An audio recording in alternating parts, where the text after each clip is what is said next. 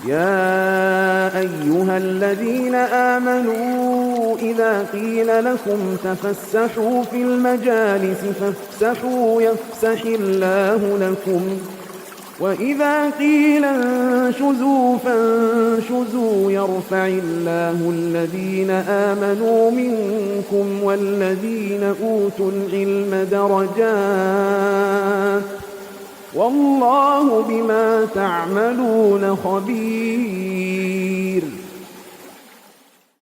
بسم الله الرحمن الرحيم. السلام عليكم ورحمة الله وبركاته.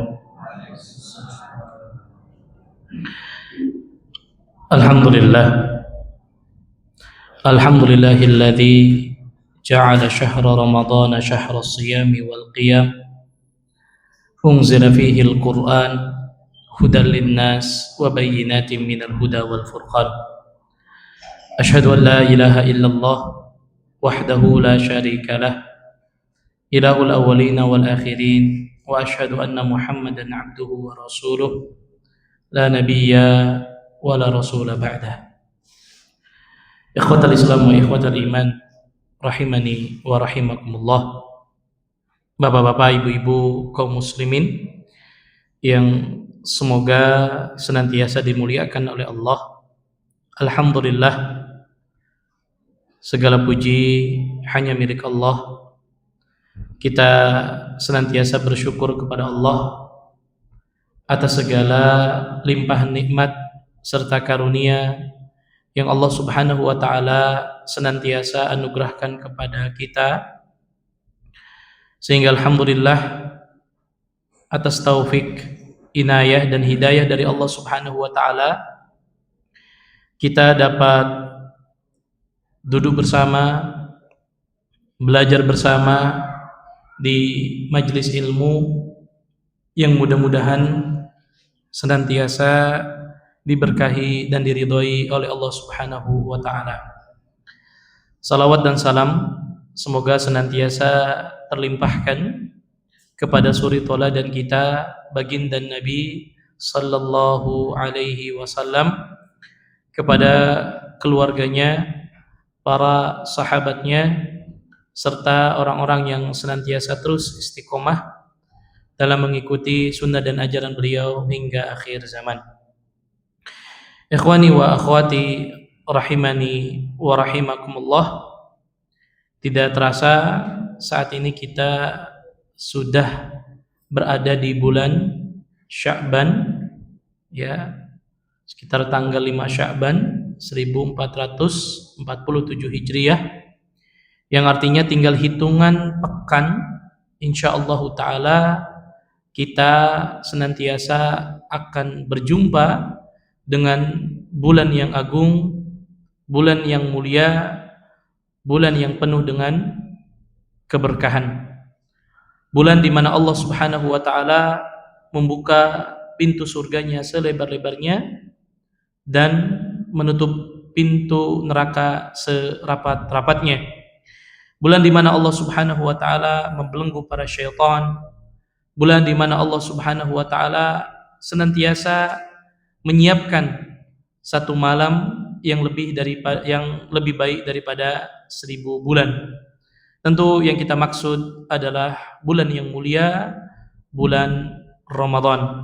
Oleh karenanya, tentu siapapun di antara kita yang masih memiliki keimanan di dalam hatinya pasti akan sangat rindu, pasti sangat ingin segera berjumpa dengan bulan Ramadan.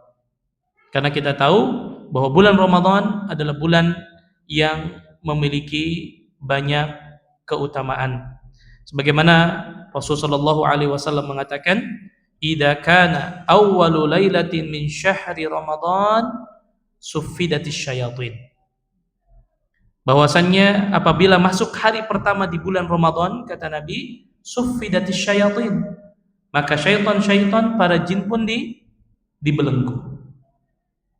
Walaupun nanti terjadi khilaf di antara kalangan para ulama, apa yang dimaksud dengan suffidatis syayatin? Apa yang dimaksud dengan syaitan itu dibelenggu? Kenapa? Karena pada faktanya Kalau sekiranya para syaitan itu dibelenggu, kenapa masih ada orang-orang yang bermaksiat di bulan Ramadan? Maka ada beberapa pendapat di kalangan para ulama yang dimaksud dengan sufidati syayatin. Makna yang pertama, syaitan betul-betul dibelenggu. Yang dimaksud dibelenggu di sini adalah dipersempit geraknya oleh Allah Subhanahu wa taala. Sehingga apa? Meminimalisir adanya kemaksiatan. Ini makna yang pertama.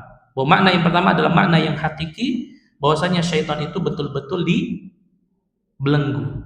Yang dimaksud dibelenggu di sini dipersempit apa? Geraknya. Ya. Sehingga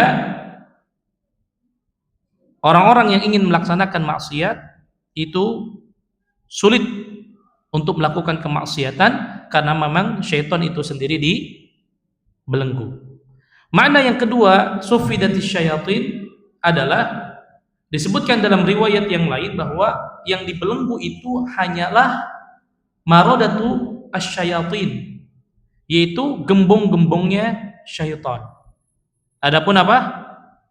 Syaitan-syaitan yang kroco-kroconya itu, yang kecil-kecilnya itu masih tetap berkeliaran.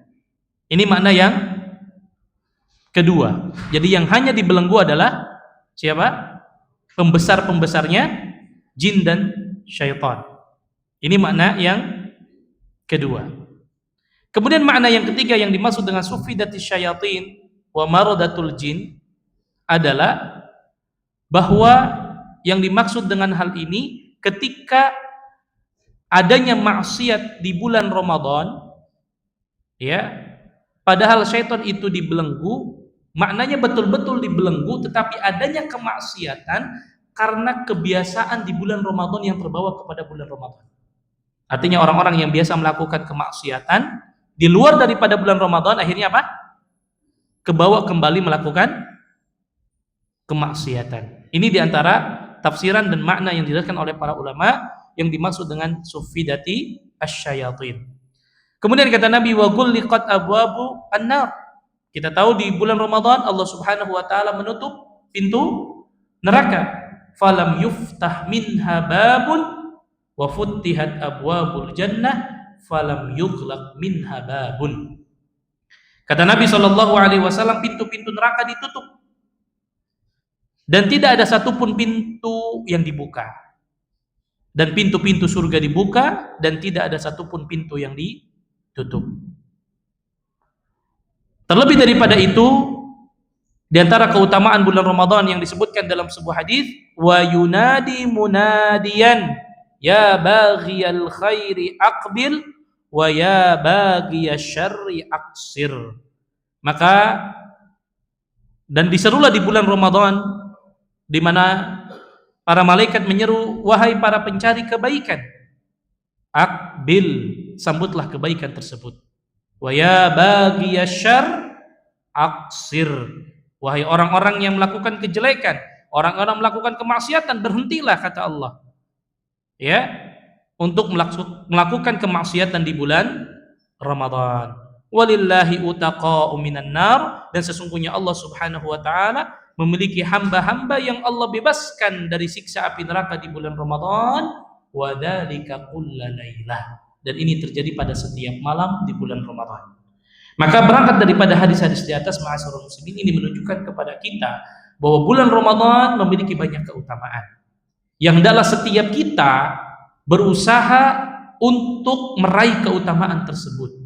Bahwasanya bulan Ramadan bulan di mana para syaitan dibelenggu, bulan di mana Allah membuka pintu surga selebar-lebarnya, bulan di mana Allah menutup pintu neraka serapat-rapatnya, bulan di mana Allah Subhanahu wa taala mengundang hamba-hambanya yang ingin semangat beribadah dan mengundang hamba-hambanya untuk senantiasa menghentikan kemaksiatan kepada Allah di bulan Ramadan. Oleh karenanya, ma'asyiral muslimin, siapapun di antara kita, sekali lagi, yang masih memiliki keimanan di dalam hatinya, pasti akan bersukacita, berbahagia dan bergembira dengan akan datangnya bulan Ramadan. Namun yang menjadi pertanyaan, dan ini wajib untuk kita tanyakan pada setiap diri kita, adalah bagaimana sikap kita menyambut datangnya bulan Ramadan ini. Ini harus digarisbawahi. Oleh karenanya, pembahasan kita pada pagi hari ini adalah lebih kepada persiapannya. Persiapan apa yang perlu kita persiapkan? Karena kalau kita bicara fikih Ramadan, cukup panjang. Walaupun nanti akan kita juga sebutkan beberapa pembahasan terkait fikih Ramadan secara ringkas, namun yang ingin saya garis bawahi di sini adalah karena kita ada waktu sekitar 3 pekan sebelum kita bertemu dengan bulan Ramadan, adalah persiapan apa yang perlu kita persiapkan sebaik mungkin untuk menyambut bulan yang baik. Jadi ini harus kita garis bawahi. Kenapa pembahasan ini perlu kita bahas, ma'asyiral muslimin rahimani wa rahimakumullah? Karena setiap kita harus meyakini seyakin-yakinnya bahwa Ramadan adalah syahrut ta'ah wal ibadah, bulan ketaatan dan bulan ibadah. Karena di bulan Ramadan ini akan ada banyak amal ibadah yang akan kita lakukan, maka wajib ibadah yang kita lakukan harus memenuhi 2 syarat. Yang pertama, ikhlas karena Allah. Yang kedua, harus sesuai dengan tuntunan. Karena tidak akan mungkin amal soleh kita bernilai pahala di sisi Allah kecuali dengan memenuhi 2 syarat ini. Karena Allah mengatakan apa? Faman kana yarju liqa'a rabbih falyamal amalan shalihan wa la yusyrik bi ibadati rabbih ahada. Ini 2 syarat yang harus kita penuhi. Ikhlas dan sesuai dengan petunjuk. Nah, pertanyaannya adalah menyambut Ramadan yang sesuai dengan petunjuk Nabi seperti apa? Karena ma'asyiral muslimin azanillahu wa iyyakum, ada sebagian kaum muslimin semangat ingin menyambut bulan Ramadan, niatnya baik. Tetapi cara yang digunakan bertentangan dengan syariat. Bukankah kita tahu ada adat kebiasaan yang dilakukan oleh sebagian kaum muslimin dalam menyambut bulan Ramadan tetapi bertentangan dengan syariat. Dan juga perlu kita garis bawahi bahwa Islam tidak anti dengan adat istiadat. Sekali lagi, Islam tidak anti dengan adat istiadat. Tetapi jika adat istiadat tersebut bertentangan dengan syariat, maka kita tinggalkan.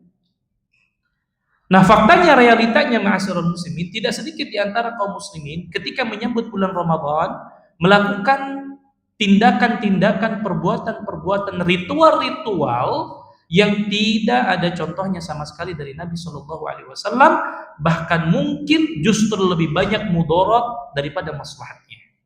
Kita ambil contoh misalkan, tidak sedikit di antara saudara-saudara kita kaum muslimin yang mempertahankan sebuah adat kebiasaan. Ketika akan masuk bulan Ramadan, ada istilahnya mandi bersama. Ya kan? Ada istilah apa? Mandi bersama. Dengan sebuah tujuan untuk membersihkan diri. Karena sebelum masuk bulan yang suci, harus kita sucikan diri kita. Akhirnya apa? Kalau mereka mungkin mandinya masing-masing di rumah, ya, mungkin tidak terlalu masalah karena memang mandi adalah sebuah kebiasaan yang tidak bertentangan. Yang jadi masalah adalah ketika mereka menjadikan mandi tersebut adalah bagian daripada ritual ibadah dan mereka menjadikannya untuk mandi bersama-sama. Ya, laki dan perempuan campur baur di situ. Ya, saling terlihat aurat satu dengan yang lainnya. Maka ini pelanggaran dalam syariat. Maka cara yang seperti ini karena bertentangan dengan syariat maka harus kita tinggalkan. Ada sebagian melakukan ritual-ritual tradisi menyambut bulan Ramadan dengan apa? Dengan membawa sesajen ke gunung tertentu, ke tempat tertentu, dengan harapan bahwa bulan Ramadan ini bulan penuh berkah, maka kita larung sesajen ini, kita persembahkan agar nanti kita dimudahkan untuk melaksanakan ibadah di bulan Ramadan. Maka ini juga bertentangan. Ya. Maka disinilah perlu kita mengetahui bagaimana sejatinya persiapan yang dicontohkan oleh Nabi dan para sahabat radhiyallahu taala anhum ajmain dalam menyambut bulan yang baik ini. Itulah yang akan kita bahas secara panjang lebar pada kesempatan pagi hari ini adalah persiapan terbaik menyambut bulan yang baik. Karena bulan ini adalah bulan yang baik, bulan penuh dengan keberkahan, bulan di mana Allah Subhanahu wa taala betul-betul melipat gandakan setiap amal perbuatan baik kita, maka perlu persiapan yang matang. Bukankah ma'asyiral muslimin, jika sekiranya ada tamu besar, tamu terhormat yang akan datang ke tempat kita membawa banyak kebaikan, apakah mungkin dia pejabat kah? Apakah dia orang yang mungkin selama ini kita tunggu-tunggu kehadirannya, kalau dia datang ke rumah mungkin dia bawa makanan yang banyak, ya, bawa uang yang banyak kepada kita, pasti kita akan menyambut dan mempersiapkan penyambutannya dengan sebaik mungkin. Ini yang akan datang menghadapi kita, yang akan datang bertemu dengan kita adalah bulan yang betul-betul Allah spesialkan daripada 12 bulan yang ada. Oleh karenanya penting bagi kita betul-betul mempersiapkan persiapan ini sebaik mungkin. Dan persiapannya harus sesuai dengan tuntunan. Itu yang penting. Karena niat yang baik tidak akan pernah bernilai pahala jika bertentangan dengan syariat. Niat baik saja tidak cukup. Berapa banyak orang niatnya baik tapi melanggar syariat. Berapa banyak orang niatnya adalah benar tetapi cara yang ditempuh tidak sesuai. Maka ini tidak akan pernah bernilai pahala di sisi Allah Subhanahu wa taala. Oleh karenanya ma'asyiral muslimin azanillahu wa iyyakum, saya akan menyebutkan 3 persiapan secara umum, dan dari 3 persiapan ini akan kita rincikan satu persatu biidznillah taala.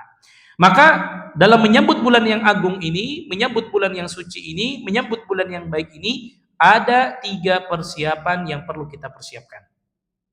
Yang pertama adalah al-isti'dad ar-ruhi. Persiapan secara rohani. Rohani kita dulu yang harus kita persiapkan. Nah, nanti apa saja yang masuk kategori persiapan rohani itu akan kita detailkan. Yang kedua al-isti'dad al-ilmi. Kedua adalah persiapan secara ilmiah. Ilmu.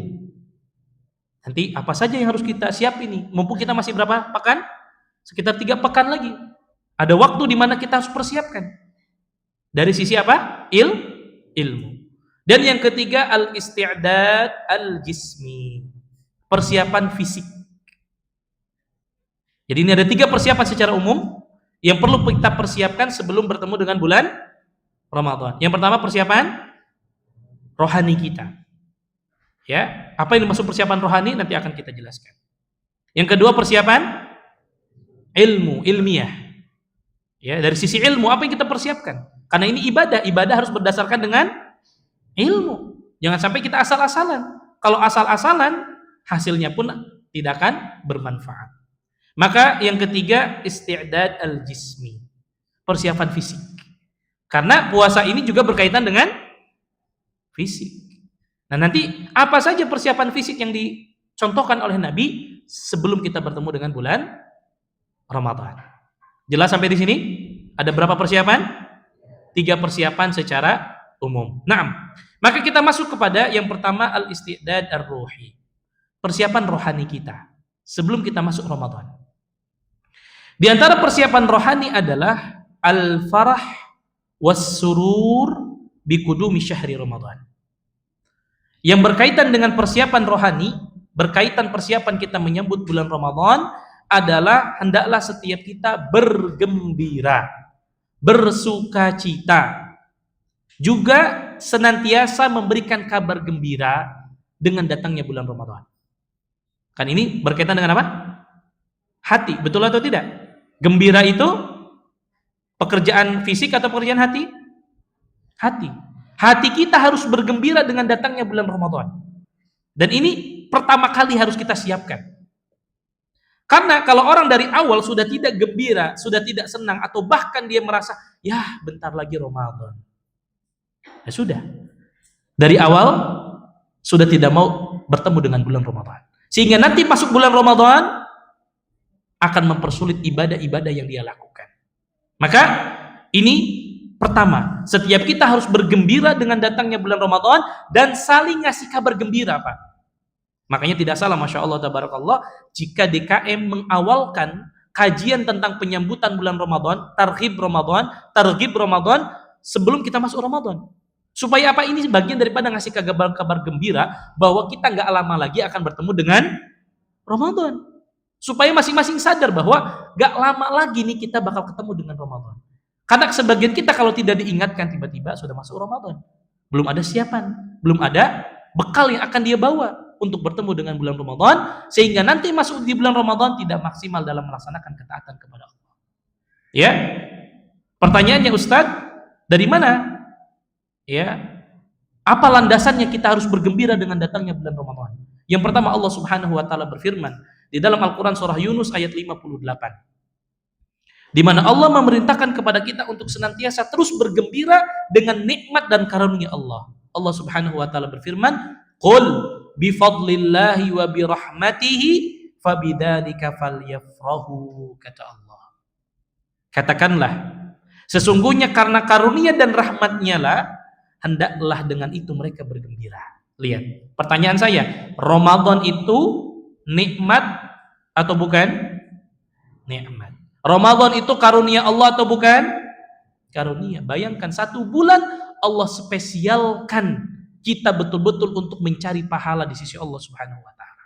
Maka setiap nikmat dan karunia yang Allah berikan hendaklah kita bergembira. Karena Allah mengatakan, "Qul bi fadlillahi wa bi rahmatihi fabidzalika falyafrahu," kata Allah. Katakanlah, dengan nikmat dan karunia yang Allah berikan hendaklah kalian bergembira. Maka sikap dan tanda seorang mukmin adalah ketika akan dekat bertemu dengan bulan Ramadan, semakin bahagia dirinya. Ya Allah, saya pengen cepat-cepat ketemu dengan bulan Ramadan. Sebagaimana tadi saya sampaikan, kalau sekiranya bapak-bapak ada orang yang kita harap-harapkan kedatangannya saat ini ke masjid kita, siapapun itu orangnya, maka kita pengen cepat-cepat, ya Allah, pengen cepat-cepat saya ketemu dengan orang tersebut. Ya kan? Sebagaimana bapak-bapak ketika misalkan ada niatan mau berangkat umroh ataupun ibadah haji, yang setiap kita pengen cepet-cepet datang ke sana, itu kadang dalam waktu 1 bulan kita hitung-hitung terus, berapa hari lagi. Karena ada apa? Rasa rindu kita ingin segera datang ke rumah Allah Subhanahu wa taala. Maka ini pun harus ada pada diri kita. Ketika akan bertemu dengan bulan Ramadan, kita harus merasa gembira, ingin segera bertemu dengan bulan Ramadan dan memberikan kabar gembira. Dengan cara apa? Banyak zaman sekarang. Ya, apalagi sekarang dengan kecanggihan teknologi. Ya, kita mungkin cara menyampaikan dekatnya bulan Ramadan dengan menyampaikan, alhamdulillah tinggal bersisa sekian hari lagi kita akan bertemu dengan Ramadan. Setiap hari kita tuliskan misalkan tentang keutamaan bulan puasa, kita tuliskan keutamaan bulan Ramadan, kita share. Sehingga apa, orang mungkin, oh alhamdulillah bentar lagi Ramadan. Bahkan bapak-bapak sekalian, berapa banyak di antara kaum muslimin yang nggak sadar kalau ini sekarang sudah masuk bulan Sya'ban. Betul atau tidak? Ya. Bahkan kadang nggak ngeh. Bahkan mungkin anggap Ramadan itu hari yang biasa aja, sama. Besok juga nanti ketemu Ramadan. Nah, ini berarti apa? Nggak ada persiapan dari awal. Maka ini penting bagi kita adalah bergembira dan memberikan saling kabar gembira dengan datangnya bulan Ramadan. Ya, makanya para ulama mengatakan yafrahul muslim biqudumi syahri Ramadan. Hendaklah seorang muslim bergembira dengan datangnya bulan Ramadan, li'annahu syahrus siyam, karena bulan Ramadan bulan di mana kita akan berpuasa. Wal qiyam, bulan di mana kita akan salat tarawih bersama, yang itu tidak pernah terjadi di bulan-bulan yang lain. Wa tilawatil Qur'an, dan bulan di mana kita hendaklah memperbanyak membaca Al-Qur'an. Wa yarju fihil maghfirata wal itqa minan niran, bulan di mana kita hendaklah mengharapkan ampunan Allah, karena memang Allah yang memerintahkan kepada nabinya untuk menyampaikan bagi siapa yang ingin meminta ampunan, waktu Ramadanlah yang paling tepat. Dan siapa yang ingin dibebaskan dari siksa api neraka, maka bulan Ramadanlah bulan yang paling tepat kita meminta kepada Allah agar kita dibebaskan daripada siksa api neraka. Namun ma'asyiral muslimin azani Allah wa iyyakum, para ulama memberikan satu catatan penting, bahwa hendaknya bahagianya kita ketika ingin bertemu Ramadan bukan karena ada aspek manfaat daripada dunia yang berkaitan dengan bulan Ramadan. Tetapi yang harus kita jadikan niatan kebahagiaan kita ingin bertemu dengan bulan Ramadan karena ada keutamaan yang Allah janjikan dari sisi akhirat. Adapun dari sisi dunia, berjalan seperti biasa. Ada di antara kita mungkin pengen cepat-cepat ketemu Ramadan. Kenapa? Karena biasanya di Ramadan ada THR. Ya, boleh kita ada perasaan saya pengen apa? Ketemu dengan Ramadan karena memang di Ramadan biasanya dapat THR. Tapi jangan dijadikan niatan awal kebahagiaan kita. Ada sebagian kita mungkin anak-anak kita seneng pengen cepet-cepet Ramadan. Kenapa? Karena Ramadan biasanya belajar setengah hari atau ada liburnya nanti. Itu kan keutamaan-keutamaan dari sisi dunia. Ibu-ibu mungkin pengen cepet-cepet Ramadan. Kenapa? Karena nanti bakal diberikan baju baru sama suami misalkan. Ya, ibu-ibu pengen cepet-cepet Ramadan karena biasanya uang bulanannya lebih gede daripada bulan biasa. Ya, itu faktor-faktor dunia yang memang kadang membuat kita bahagia, tetapi hendaklah yang membuat kita bahagia adalah karena ada faktor nilai akhirat yang akan kita dapatkan pada bulan Ramadan. Itulah yang disebutkan oleh Nabi SAW. Nabi ketika akan datang bulan Ramadan, Nabi mengumpulkan para sahabatnya saling ngasih kabar gembira. Ini landasannya. Dalil diantara kenapa ketika awal persiapan kita bertemu dengan Ramadan adalah bergembira dan saling memberikan kabar gembira, bahwasanya Nabi biasa mengumpulkan para sahabatnya ketika akan datang bulan Ramadan. Nabi katakan, qad ja'akum Ramadan syahrun mubarak iftaradallahu alaikum siyamah. Sungguh telah akan datang kepada kalian bulan Ramadan. Lihat, Nabi sudah apa? Ngasih kabar gembira supaya kita semangat. Syahrun mubarak, bulan Ramadan adalah bulan yang diberkahi. Iftaradallahu alaikum siyama, Allah wajibkan bagi kalian puasa di bulan Ramadan. Tuftahu fihi abwabul jannah wa tughlaqu fihi abwabul jahim. Pintu surga dibuka, pintu neraka ditutup. Lihat, semua motivasinya urusan apa? Akhirat. Nabi kasih motivasi kepada para sahabat, bulan Ramadan akan segera datang kepada kalian. Maka kalian bersemangat. Kenapa harus semangat? Karena bulan Ramadan bulan yang penuh berkah. Karena di bulan Ramadan Allah membuka pintu surga. Karena di bulan Ramadan Allah menutup pintu neraka. Wa tughallu fihi syayatin, syaitan-syaitan akan dibelenggu. Fihi lailatun khairun min alfi syahr, di bulan Ramadan terdapat satu malam yang lebih baik daripada 1000 bulan. Man hurima khairaha faqad hurim. Maka Nabi ingatkan poin yang terakhir di hadis ini, siapa yang Allah haramkan dari kebaikan, maka Allah haramkan daripada kebaikan di bulan Ramadan. Maka siapa yang diharamkan adalah mereka yang tidak memanfaatkan bulan Ramadan dengan ketaatan kepada Allah. Maka lihat, ini contoh dari Nabi, di mana Nabi biasanya di awal-awal datangnya bulan Ramadan ngasih apa? Motivasi. Maka ini pun yang kita lakukan sekarang, masih ada waktu 3 pekan. Ayo kita gaungkan, gak lama lagi kita akan bertemu dengan bulan Ramadan. Bahkan kalau bisa tiap hari kita cari hadis-hadis berkaitan dengan keutamaan bulan Ramadan. Hari ini kita share bahwasanya bulan Ramadan adalah bulan pengampunan. Berikutnya besok lagi kita share bulan Ramadan adalah bulan yang penuh dengan keberkahan. Besok lagi kita share bulan Ramadan adalah bulan di mana Allah membuka pintu surga, menutup pintu neraka. Kita besoknya lagi share bulan Ramadan adalah bulan di mana Allah membelenggu para syaitan. Sehingga apa? Orang akan tersemangat. Oh iya, bentar lagi Ramadan, bentar lagi Ramadan, bentar lagi Ramadan. Maka ini bagian daripada amal soleh Bapak-bapak sekalian yang bisa kita lakukan zaman sekarang. Ya, kita hanya bergembira dan berusaha memberi kabar gembira dengan dekatnya bulan Ramadan. Oleh karena yang kata para ulama, qala ba'dul ulama, hadal hadits aslun fi tahniyatin nas ba'dhim ba'dha bi syahri Ramadan. Hadis yang kita sebutkan tadi adalah landasan tentang bolehnya seseorang saling mengucapkan tahniah, saling mengucapkan selamat dengan datangnya bulan Ramadan. Sekali lagi saya sampaikan, zaman sekarang kita punya handphone, kita punya media sosial, ada yang punya Instagram, ada yang punya Facebook, ya, ada yang punya Threads misalkan, ya. Ini kesempatan buat kita apa? Menggaungkan bahwa sebentar lagi kita akan bertemu dengan Ramadan, dan ini nilai dakwah, Pak.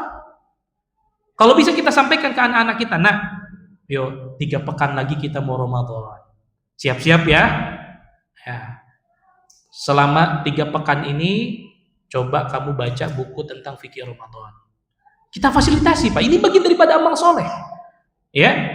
Kita sampaikan ke istri kita, bentar lagi Ramadan. Kalau bisa, ya, nih, ayah punya uang sekian, belanja dari sekarang. Supaya apa? Pas nanti Ramadan gak sibuk belanja. Itu bagian-bagian kita mempersiapkan diri, Pak.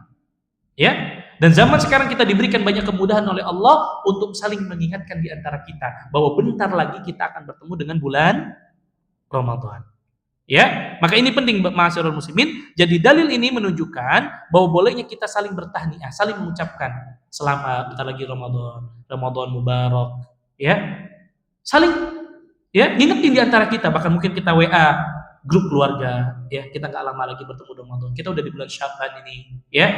Ayo masing-masing mempersiapkan diri untuk bertemu dengan Ramadan. Masya Allah, ini amal soleh, Pak. Amal soleh yang akan bermanfaat. Ya. Oleh karenanya bahkan Ibnu Rajab Al-Hambali mengatakan berdasarkan hadis ini, para ulama menganjurkan untuk saling bertahniah, saling mengucapkan selamat menyambut kedatangan bulan Ramadan. Satu dengan yang lainnya. Jadi ini dalil yang menjelaskan kepada kita tentang pentingnya saling apa? Ngasih kabar akan dekatnya datangnya bulan Ramadan. Terlebih ma'asyiral muslimin, setiap kita harus sadar bahwa umur kita ini gak lama lagi di dunia.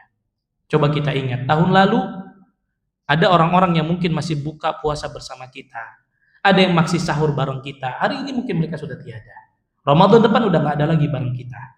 Ya, padahal nanti akan kita jelaskan satu hadis yang sangat luar biasa, Bapak-bapak, bahwa orang yang Allah kasih nikmat bertemu dengan bulan Ramadan dan dia betul-betul memanfaatkan bulan Ramadan dengan ketaatan, itu bisa mengalahkan orang yang meninggal syahid di medan perang. Bayangkan, ya, orang yang Allah kasih kesempatan bertemu dengan Ramadan, dia manfaatkan satu bulannya dengan ketaatan kepada Allah, bisa mengalahkan orang yang syahid di medan perang. Nanti akan kita sebutkan dalil, ya, yang diceritakan oleh seorang sahabat radhiyallahu taala an. Ini menunjukkan kepada kita bahwa jangan pernah sia-siakan bulan Ramadan. Betul, Ramadan setiap tahun datang kepada kita, tapi persiapan kita harus semakin lebih matang. Persiapan kita bertemu dengan Ramadan harus semakin lebih baik. Karena muslim yang cerdas adalah muslim yang akan cari waktu-waktu di mana ketika dia beramal soleh dilipat gandakan amal solehnya. Dan saya selalu mengatakan, muslim yang cerdas itu akan cari momen di mana dia beramal, disitulah amal ibadahnya dilipat gandakan oleh Allah Subhanahu wa taala. Kita ambil contoh misalkan. Kalau sekiranya ada di antara kita Bapak-bapak sekalian, sekali saja seumur hidup dapat yang namanya malam Lailatul Qadar. Yang kata Allah apa? Khairun min alfi syahr. Yang lebih baik daripada 1000 bulan. Yang kita tahu 1000 bulan itu setara dengan berapa? 83 tahun. Padahal umur kita mungkin belum sampai 83 tahun. Ada di antara kita yang mungkin Allah ambil di umur 50 tahun, ada yang Allah ambil di umur 60 tahun. Tapi satu kali kita dapat, ya, keutamaan malam Lailatul Qadar itu setara kita beribadah 83 tahun yang mungkin melebihi daripada umur kita. Itu kalau kita dapat sekali. Anggaplah, ya, mungkin kita tidak tahu berapa umur kita, sisa umur kita saat ini. Anggaplah mungkin 10 tahun. 10 tahun ini kalau kita maksimalkan di setiap Ramadan, kita dapatkan malam Lailatul Qadar, berarti 830 tahun kita dapat keutamaan. Maka ini muslim yang cerdas. Dia beramal hanya 1 bulan, maksimal, tapi pahalanya Allah lipat gandakan. Maka ini muslim yang cerdas. Oleh karena saya mengajak ma'asyiral muslimin, di persiapan awal pertama ini, kita harus bergembira. Itu dulu. Kita gembirakan hati kita, ya Allah, bentar lagi kami akan bertemu dengan Ramadan. Bentar lagi akan bertemu dengan Ramadan. Dan kasih kabar gembira kepada keluarga kita. Jangan sampai nanti keluarga kita baru mau masuk Ramadan, baru oh iya besok Ramadan ya. Sekali lagi, berapa banyak di antara kita nggak sadar kalau saat ini sudah masuk bulan Sya'ban. Maka penting sekali lagi bagi kita, ikhwatal Islam wa ikhwatal iman, mempersiapkan diri pertama, bergembira dan saling memberikan kabar gembira. Ayo kita ramaikan bahwasannya saat ini kita di bulan Sya'ban, sebentar lagi kita akan bertemu dengan bulan Ramadan, sehingga ini bagian daripada dakwah kita kepada diri kita, keluarga kita, dan juga masyarakat. Kemudian yang kedua, yang masuk kepada al-isti'dad ar-ruhi, persiapan secara rohani untuk menyambut bulan Ramadan, al-iktsar minad du'a qabla dukhuli syahri Ramadan. Memperbanyak doa, meminta kepada Allah sebelum datangnya bulan Ramadan, agar kita disampaikan, dipertemukan dengan bulan Ramadan. Ma'asyiral muslimin rahimani wa rahimakumullah. Kalau kita boleh jujur pada diri kita masing-masing hari ini, kapan terakhir kita minta sama Allah agar kita dipertemukan dengan bulan Ramadan? Kapan doa kita terakhir minta sama Allah, ya Allah, pertemukan saya sama Ramadan? Atau jangan-jangan selama dari Ramadan kemarin sampai hari ini belum ada satupun doa yang kita panjatkan minta sama Allah, ya Allah, pertemukan saya dengan bulan Ramadan. Kalau kita boleh jujur, kapan terakhir kita doa minta sama Allah dipertemukan dengan Ramadan? Atau mungkin jangan-jangan nggak pernah sama sekali.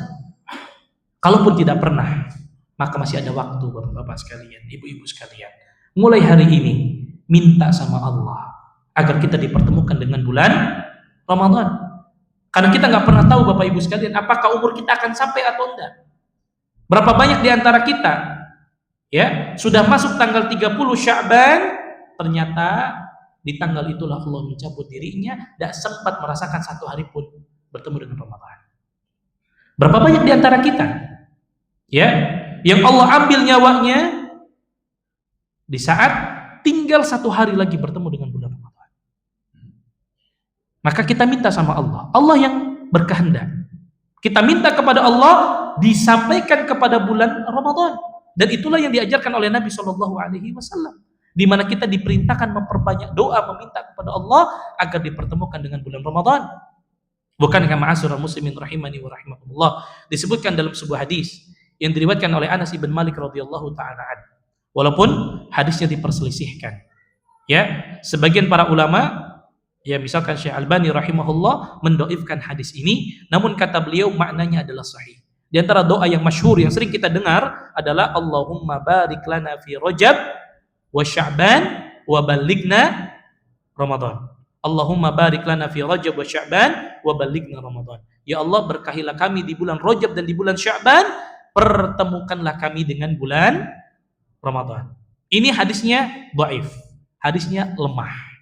Namun kata para ulama maknanya sahih dan boleh kita ucapkan. Ya. Namun ada doa yang lebih sahih yang hendaklah kita hafalkan dan kita perbanyak doa. Yaitu doa yang diajarkan oleh Nabi SAW, ya. Dan juga datang dari sebagian para sahabat di mana mereka biasa membaca doa ini. Sebagaimana disebutkan dalam kitab Lataiful Ma'arif yang ditulis oleh Al-Imam Ibnu Rajab, ya, di mana para sahabat biasanya membaca doa ini sebelum datang bulan Ramadan, yaitu Allahumma sallimni ila Ramadan wa sallimli Ramadan wa tasallamhu minni mutaqabbala. Ini doa yang harus kita perbanyak hari ini, ma'asyiral muslimin. Allahumma sallimni ila Ramadan. Ya Allah, selamatkanlah, sampaikanlah aku kepada bulan Ramadan. Wa sallimli Ramadan, dan antarkanlah Ramadan kepadaku ya Allah. Wa tasallamhu minni mutaqabbala, dan terimalah amal-amalku di bulan Ramadan. Ini doa yang harus kita hafalkan. Kita ulang, Allahumma sallimni ila Ramadan wa sallimli Ramadan wa tasallamhu minni mutaqabbala. Ya, silakan Bapak-bapak nanti cari di internet ya, doa minta disampaikan dengan bulan Ramadan sesuai dengan sunnah Nabi SAW.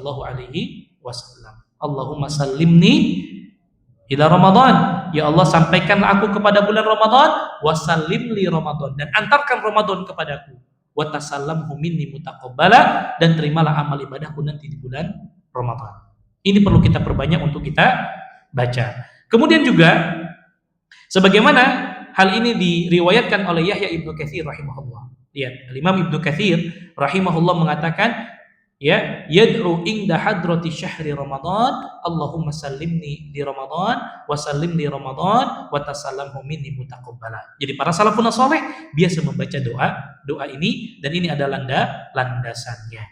Kemudian ada satu doa lagi yang bisa kita baca. Walaupun doa ini sebetulnya secara umum untuk doa yang kita baca setiap kali melihat hilal masuknya bulan yang baru, yaitu bulan Hijriyah. Jadi ketika ada pergantian bulan, kita melihat hilal, karena dalam bulan Hijriyah ditandai masuknya bulan ke bulan berikutnya adalah dengan melihat hilal. Maka di antara sunnah ketika kita melihat hilal, kita baca doa Allahu Akbar. Allahumma ahillahu alaina bil amni wal iman was salamati wal islam wat taufiq lima tuhibbu wa tarda Rabbuna wa Rabbukallah. Ini juga boleh kita baca ketika awal kita melihat hilal Ramadan. Allahu Akbar, segala apa? Allahu Akbar, Allah Maha Besar. Allahumma ahillahu alaina bil amni wal iman. Ya Allah, jadikanlah hilal ini bagi kami dengan membawa keamanan dan keimanan. Allahumma ahillahu alaina bil amni wal iman was salamati wal Islam, keselamatan dan juga Islam, wat taufiq lima tuhibbu wa tarda. Ini yang penting. Kita minta taufik kepada Allah atas apa yang Engkau ridhoi ya Allah. Kita minta kepada Allah agar kita ketika masuk bulan Ramadan, Allah berikan taufik kepada kita, dipermudah untuk melakukan amal saleh. Ini doa yang boleh kita juga baca.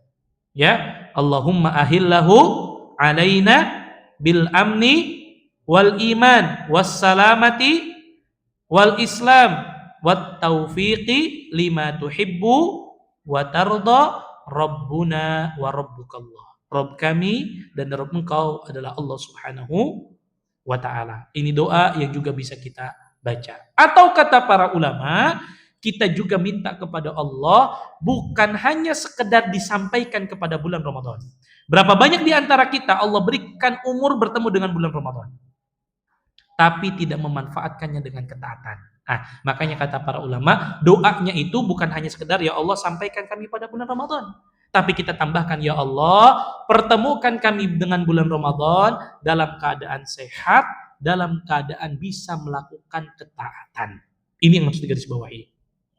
Karena kalau hanya sampai, banyak orang sampai pada Ramadan, tapi Allah nggak berikan taufik untuk melakukan amal soleh. Maka kita minta kepada Allah, ya Allah permudah kami untuk bisa melakukan amal soleh di tengah kesibukan kami ya Allah. Ada orang-orang yang mungkin sibuk bekerja, tapi Allah berikan taufik. Waktunya sholat tarawih, dia bisa sholat tarawih. Waktunya bisa baca Quran, diberikan kemudahan baca Quran. Dimudahkan untuk bersedekah, dimudahkan untuk banyak melakukan amal ketaatan di bulan Ramadan. Maka itu bagian daripada taufik Allah Subhanahu wa ta'ala. Makanya tadi, wat taufiqi lima tuhibbu wa tarda. Apa doanya banyak? Misalkan kita baca doa Allahumma la sahla illa ma ja'altahu sahla wa anta taj'alu hazna idza syi'ta sahla. Ya Allah, tidak ada kemudahan kecuali yang Kau jadikan mudah. Wa anta taj'alu hazna idza syi'ta sahla. Dan Kaulah yang menjadikan kesedihan. Idza syi'ta sahla. Jika Engkau berkehendak, yang sulit akan menjadi mudah. Mudah-mudahan dengan kita baca doa ini, kita minta kemudahan-kemudahan oleh Allah, di tengah kesibukan kita masih bisa ibadah di bulan Ramadan. Kita masih bisa melakukan ketaatan di bulan Ramadan. Kita bisa memaksimalkan 1 bulan dengan ketaatan kepada Allah Subhanahu wa ta'ala. Atau misalkan kita baca, ya Allahumma inni as'aluka fi'lal khairat wa tarkal munkarat. Ya Allah, aku memohon kepada Engkau bisa melakukan amal-amal kebaikan, dan aku berlindung kepada Engkau dari banyak melakukan kemungkaran. Ini doa. Ya, jadi ada doanya yang sifatnya secara khusus, ada kita doa secara umum minta kepada Allah. Yang penting satu, bertemu dengan Ramadan dalam keadaan apa? Sehat, Pak. Kalau kita nggak sehat, susah ibadah. Ya, kalau kita sehat, nggak sehat, kita nggak bisa qiyamul lail. Kalau kita nggak sehat, kita nggak bisa puasa. Kalau kita nggak sehat, kita nggak bisa baca Quran. Maka kita minta kepada Allah, ya Allah pertemukan kami dengan bulan Ramadan dalam keadaan sehat. Dan pertemukan kami dengan bulan Ramadan dalam keadaan dimudahkan melakukan amal saleh. Kita minta taufik kepada Allah Subhanahu wa ta'ala. Karena yang memudahkan kita bisa melakukan amal saleh di bulan Ramadan adalah Allah Subhanahu wa ta'ala. Oleh karenanya ma'asyiral muslimin, mari kita dengar apa kata Ibnu Rajab Al-Hambali rahimahullah.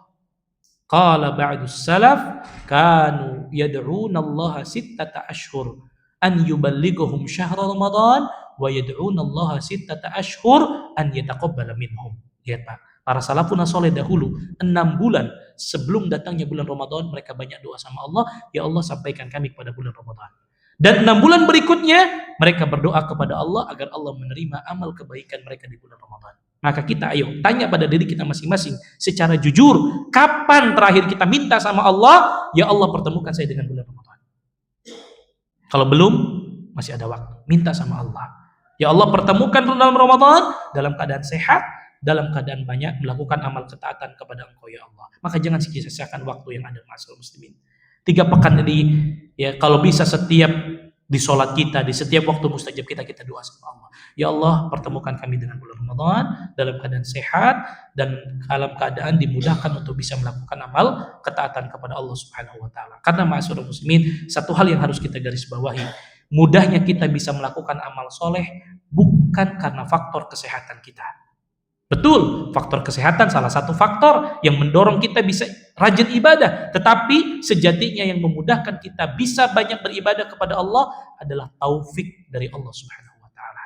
Dan penyebab terbesar seseorang dipersulit oleh Allah untuk ibadah adalah karena maksiat yang dia lakukan. Maka di poin berikutnya, selain daripada doa adalah hendaklah setiap kita bertaubat kepada Allah agar Allah mudahkan kita bisa melakukan amal soleh di bulan Ramadan. Ya. Dan ma'asyiral muslimin rahimani wa rahimakumullah, kita betul-betul harus bersungguh-sungguh dalam berdoa kepada Allah. Ya. Doa itu harus dibarengi dengan kesungguhan dan sebuah keyakinan. Karena kata Nabi SAW, ud'ullaha wa antum muqinuna bil ijabah. Berdoalah kalian kepada Allah dengan sebuah keyakinan pasti doa-doa kalian akan diijabahi. Jadi sungguh-sungguh dalam berdoa dan yakinlah bahwa setiap doa kita akan diijabahi oleh Allah Subhanahu wa taala. Wa'lamu annallaha la yastajibu du'aan min qalbin ghafilin lahin. Dan ketahuilah kata Nabi, sesungguhnya Allah Subhanahu wa taala tidak akan pernah menerima sebuah doa dari hati yang lalai. Maka 3 pekan ke depan doa kepada Allah dengan sungguh-sungguh. Terutama di zaman fitnah seperti ini.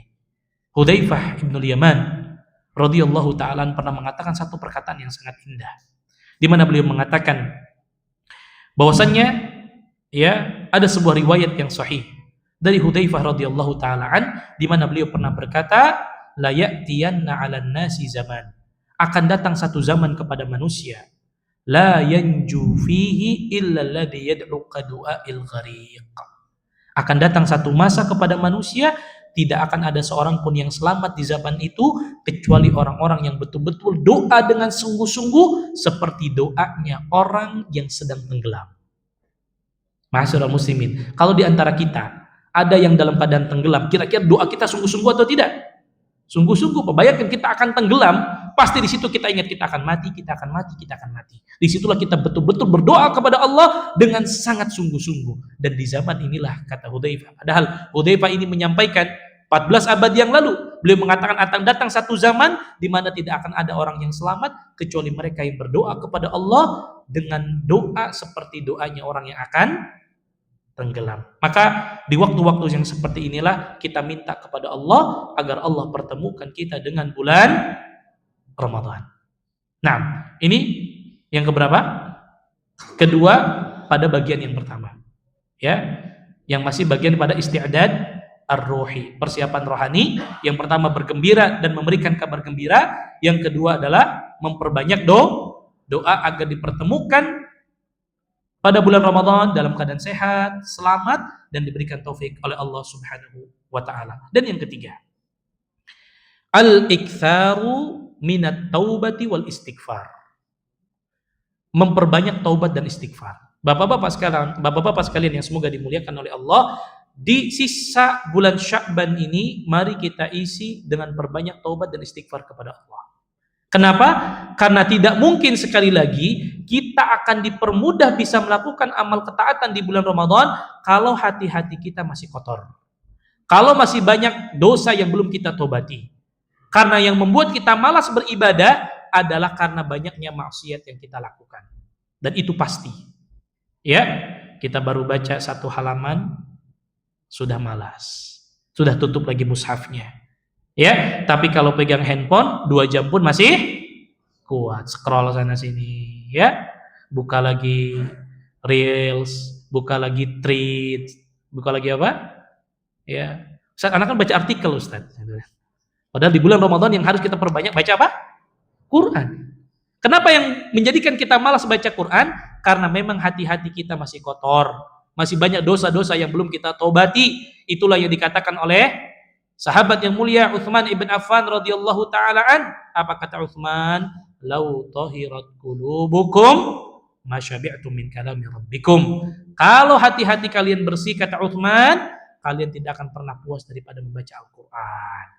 Yang menjadikan kita cepat lelah baca Quran, cepat capek baca Quran, cepat malas baca Quran. Kenapa? Dosa dan maksiat yang kita lakukan. Maka jangan harap kita bisa kuat nanti sholat tarawih kalau hati kita belum bersih. Jangan harap kita bisa menghatamkan Al-Quran beberapa kali dalam sebulan kalau dosa kita belum kita taubati. Jangan kita berharap kita bisa mudah bersedekah di bulan Ramadan kalau hati-hati kita belum kita bersihkan. Maka ada korelasi yang sangat kuat antara dosa dengan semangat beribadah. Bukankah Nabi SAW mengatakan, Inna fil jasadi mudghatan, idza salahat salahal jasadu kullu, wa idza fasadat fasadal jasadu kullu, ala wahiyya al-qalbu. Ketahuilah, kata Nabi, di dalam diri manusia itu ada segumpal daging. Apabila segumpal daging itu baik, maka baik seluruh amalnya. Tapi kalau segumpal daging ini rusak, rusak semuanya. Yang dimaksud segumpal daging ini apa? Hati kita. Hati dulu yang kita bersihkan. Cara membersihkan hati, taubat dan istighfar kepada Allah Subhanahu wa ta'ala. Makanya lihat tadi di hadis pertama yang kita sebutkan, kata Nabi, man hurima khairaha faqad hurim. Siapa yang Allah persulit untuk mendapatkan keutamaan di bulan Ramadan, Allah persulit. Di antara yang mempersulit kita untuk bisa taat di bulan Ramadan karena banyaknya dosa dan maksiat yang kita lakukan. Jelas? Jadi ada korelasi yang sangat erat antara apa? Maksiat dengan semangat ibadah. Oleh karenanya, ma'asyiral muslimin, azanillahu wa iyyakum, para ulama mengatakan alaina tashihun niyyah. Hendaklah setiap kita di waktu-waktu ini memperbaiki niat-niat kita. Wa aqdul azm, menguatkan tekad-tekad kita. Wa niyatis shadiqah, dengan niat yang betul-betul jujur kepada Allah, ala tarkil muharramat, dengan meninggalkan hal-hal yang diharamkan. Kalau sekarang saja di bulan Sya'ban kita banyak melakukan maksiat, jangan pernah harap di bulan Ramadan kita bisa maksimal beribadah. Jangan pernah apa? Berharap kita bisa maksimal ibadah di bulan Ramadan kalau di bulan Sya'ban kita masih banyak melakukan kemaksiatan kepada Allah Subhanahu wa ta'ala. Wa taghyiril 'adati sayyi'ah. Hendaklah setiap kita, kata para ulama, merubah kebiasaan-kebiasaan buruk kita di bulan Sya'ban ini. Wal ijtihad fi ta'ah, berusaha untuk sungguh-sungguh dalam melaksanakan ketaatan, maka insyaallah dengan cara seperti ini Allah akan mudahkan kita banyak melakukan amal ketaatan di bulan Ramadan. Ya, makanya ma'asyiral muslimin, kita lihat di bulan Ramadan kadang yang lebih banyak semangat ibadah itu yang sudah tua-tua, yang rambutnya sudah beruban, jenggotnya sudah warna putih, ya, yang kadang masya Allah anak muda ketika taraweh, ya, badannya sambil apa? Goyang-goyang saking gak kuat yang ngantuk. Tapi bapak-bapak yang sudah tua itu masya Allah dia masih khusyuk dalam sholat. Karena apa? Bukan faktor kesehatan semata, ada faktor kebersihan hati yang akan mempengaruhi semangatnya kita dalam beribadah kepada Allah. Maka poin yang ketiga apa? Memperbanyak taubat dan istighfar. Kemudian yang keempat, dan ini masih bagian pada apa? Isti'dad ar-ruhi. Persiapan rohani adalah al-iktsar minal ibadat. Persiapan kita bertemu dengan bulan Ramadan yang keempat, bagian daripada persiapan rohani adalah memperbanyak ibadah. Memperbanyak ibadah. Karena ibadah yang kita lakukan di bulan-bulan ini akan mempermudah kita semangat ibadah di bulan Ramadan. Ya. Nah, pertanyaannya adalah, Ustaz, ibadah apa saja yang disunahkan oleh Nabi untuk perbanyak kita lakukan di bulan Sya'ban ini? Pertama, ini untuk pengingat bagi kaum ibu, terutama secara khusus, adalah mengqadha hutang puasa. Nah, jadi sebelum ibadah yang lain, ibu-ibu yang masih punya hutang, bapak-bapak yang masih punya hutang qadha, segera selesaikan. Karena tersisa berapa waktu lagi? Sekitar 3 pekan lagi, waktu yang tidak banyak. Ya, yang masih punya 15 hari, udah dari hari ini udah harus start itu. Ya, yang punya 10 hari juga harus sudah mulai siap-siap. Yang sisa 2 hari, 3 hari harus diselesaikan. Ya, karena qadha adalah kewajiban yang harus kita selesaikan. Ya, terutama para wanita. Ada banyak faktor, kata para ulama, wanita itu biasa mengakhirkan qadha. Karena mungkin apa? Ya, ketika mau puasa suaminya suruh batalin. Ya, itu hal yang memang terjadi. Oleh karenanya sampai Ibunda Aisyah radhiyallahu taala anha pernah masih punya qada hutang puasa di bulan Sya'ban. Bahkan ya sebagaimana kami sampaikan di kajian ummahat yang lalu di masjid ini bahwa ya sebagian para sahabiyah itu baru akan menyelesaikan qada Ramadan itu di bulan Sya'ban. Karena mungkin kesibukan kan, mungkin punya bayi masih kecil, ada yang hamil gitu kan. Kemudian kepotong lagi haid, kepotong lagi nifas, itu wanita. Ya, makanya wajar ada di antara mereka yang baru akan menyelesaikan qadanya di bulan Sya'ban, sebagaimana diceritakan oleh Ummul Mukminin Ibunda Aisyah radhiyallahu taala apa kata beliau, kana yakunu alayya shaum Ramadan. Sesungguhnya aku pernah memiliki kewajiban qada di bulan Ramadan. Falam astati an aqdiya illa fi Sya'ban. Dan aku tidak mampu untuk mengqadanya kecuali baru pada bulan Sya'ban. Nah, jadi ibu-ibu, bagi ibu-ibu para ummahat yang saat ini masih punya qada, ya, ibu-ibu tidak sendirian. Dulu Ibunda Aisyah pun pernah apa? Di bulan Sya'ban baru menyelesaikan apa? Qadanya. Tapi jangan juga dijadikan dalil. Ustaz, Aisyah aja baru selesai di bulan Sya'ban. Saya nanti tiap tahun mau bulan Sya'ban saja lah. Jangan. Ya, lebih cepat kita tunaikan akan jauh lebih baik. Nah, ini pertama, selesaikan dulu hutang qada. Baik yang laki-laki apalagi yang wanita yang biasanya memang mengakhir-akhirkan qada di bulan Ramadan. Dan ingin saya ingatkan menggaris bawahi Bapak-bapak Ibu sekalian, mereka yang dengan sengaja mengakhirkan qada tidak mau membayar, maka ini dosa besar. Ya, yang harus ditobati, minta ampun kepada Allah Subhanahu wa taala. Jadi orang yang sengaja menunda-nunda sampai masuk bulan Ramadan, belum dibayar Ramadan yang sebelumnya, hutang qadanya, maka ini masuk daripada dosa besar. Kenapa? Karena puasa adalah kewajiban. Oleh karena sekali lagi, ya, sebagaimana saya sampaikan tadi, satu hal yang sangat baik, DKM mengadakan persiapan materi terkait Ramadan jauh-jauh hari.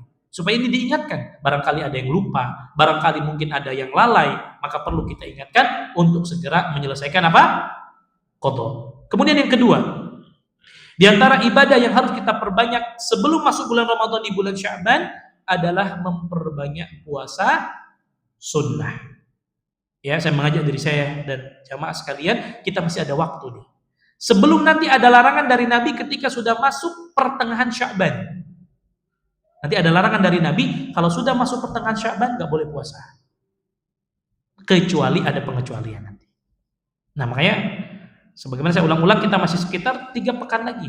Anggaplah kalau mau masuk pertengahan, berarti tinggal sisa berapa? Sepekan. Nah, oleh karenanya, mari kita niatkan di sisa daripada bulan Sya'ban ini untuk berbanyak puasa. Sebagaimana diceritakan oleh Ibunda Aisyah radhiyallahu taala anha, beliau mengatakan kana Rasulullah sallallahu alaihi wasallam yasumu hatta naqula la yuftir wa yuftir hatta naqula la yasum. Nabi itu di bulan Sya'ban itu selalu berpuasa seakan-akan tidak pernah berbuka dan berbuka seakan-akan tidak pernah berpuasa. Nah, maksudnya apa? Nabi tidak puasa 1 bulan full di bulan Sya'ban karena terlarang. Dan Nabi tidak pernah berpuasa di bulan manapun 1 bulan secara full kecuali di bulan Ramadan. Makanya perintahnya di bulan Sya'ban itu adalah al-iktsar, memperbanyak puasa sunnah. Bukan setiap hari di bulan Sya'ban puasa sunnah, bukan. Dan ini terlarang. Karena Nabi tidak pernah puasa 1 bulan secara full kecuali di bulan Ramadan. Maka kata Ibunda Aisyah, "Fama ra'aitu Rasulullah istakmala shiyama syahrin illa Ramadan." Saya tidak pernah melihat Nabi menyempurnakan puasa 1 bulan full kecuali Ramadan. Wa ma ra'aitu aktsara shiyaman minhu fi Sya'ban. Dan tidaklah aku melihat Nabi itu lebih banyak berpuasa di bulan Sya'ban. Jadi perbanyak puasa. Ya. Nah, nanti ada larangan dari Nabi SAW ketika masuk pertengahan Sya'ban tidak boleh lagi berpuasa. Kecuali bagi orang yang rutin puasa sunnah. Ya. Bagi orang yang rutin puasa sunnah. Makanya sebutkan dalam riwayat yang lain dari istri Nabi yang lain itu Ummu Salamah radhiyallahu taala anha, kata beliau, "Ma ra'aitun nabiyya sallallahu alaihi wasallam yasumu syahraini mutatabi'ain illa Sya'ban wa Ramadan. Tidaklah aku melihat Nabi SAW berpuasa 2 bulan berturut-turut, maksudnya memperbanyak puasa, kecuali di bulan Sya'ban dan di bulan Ramadan. Ya, kecuali di bulan Sya'ban dan di bulan Ramadan. Bahkan sahabat yang mulia Usamah ibn Zaid radhiyallahu taala anhuma pernah berkata, "Qultu ya Rasulullah, lam araka tasumu min syahrin minasy-syuhur ma tasumu min Sya'ban." Ini pernah ditanya langsung sama Usamah ibn Zaid kepada Nabi SAW, "Ya Rasulullah, aku tidak pernah melihat engkau berpuasa pada 1 bulan melebihi daripada bulan Sya'ban." Maksudnya memperbanyak tadi, ya. Seringkali para sahabat melihat Nabi itu bulan Sya'ban seringkali berpuasa. Maka apa kata Nabi SAW? "Dzalika syahrun yaghfulun nas anhu baina Rajab wa Ramadan."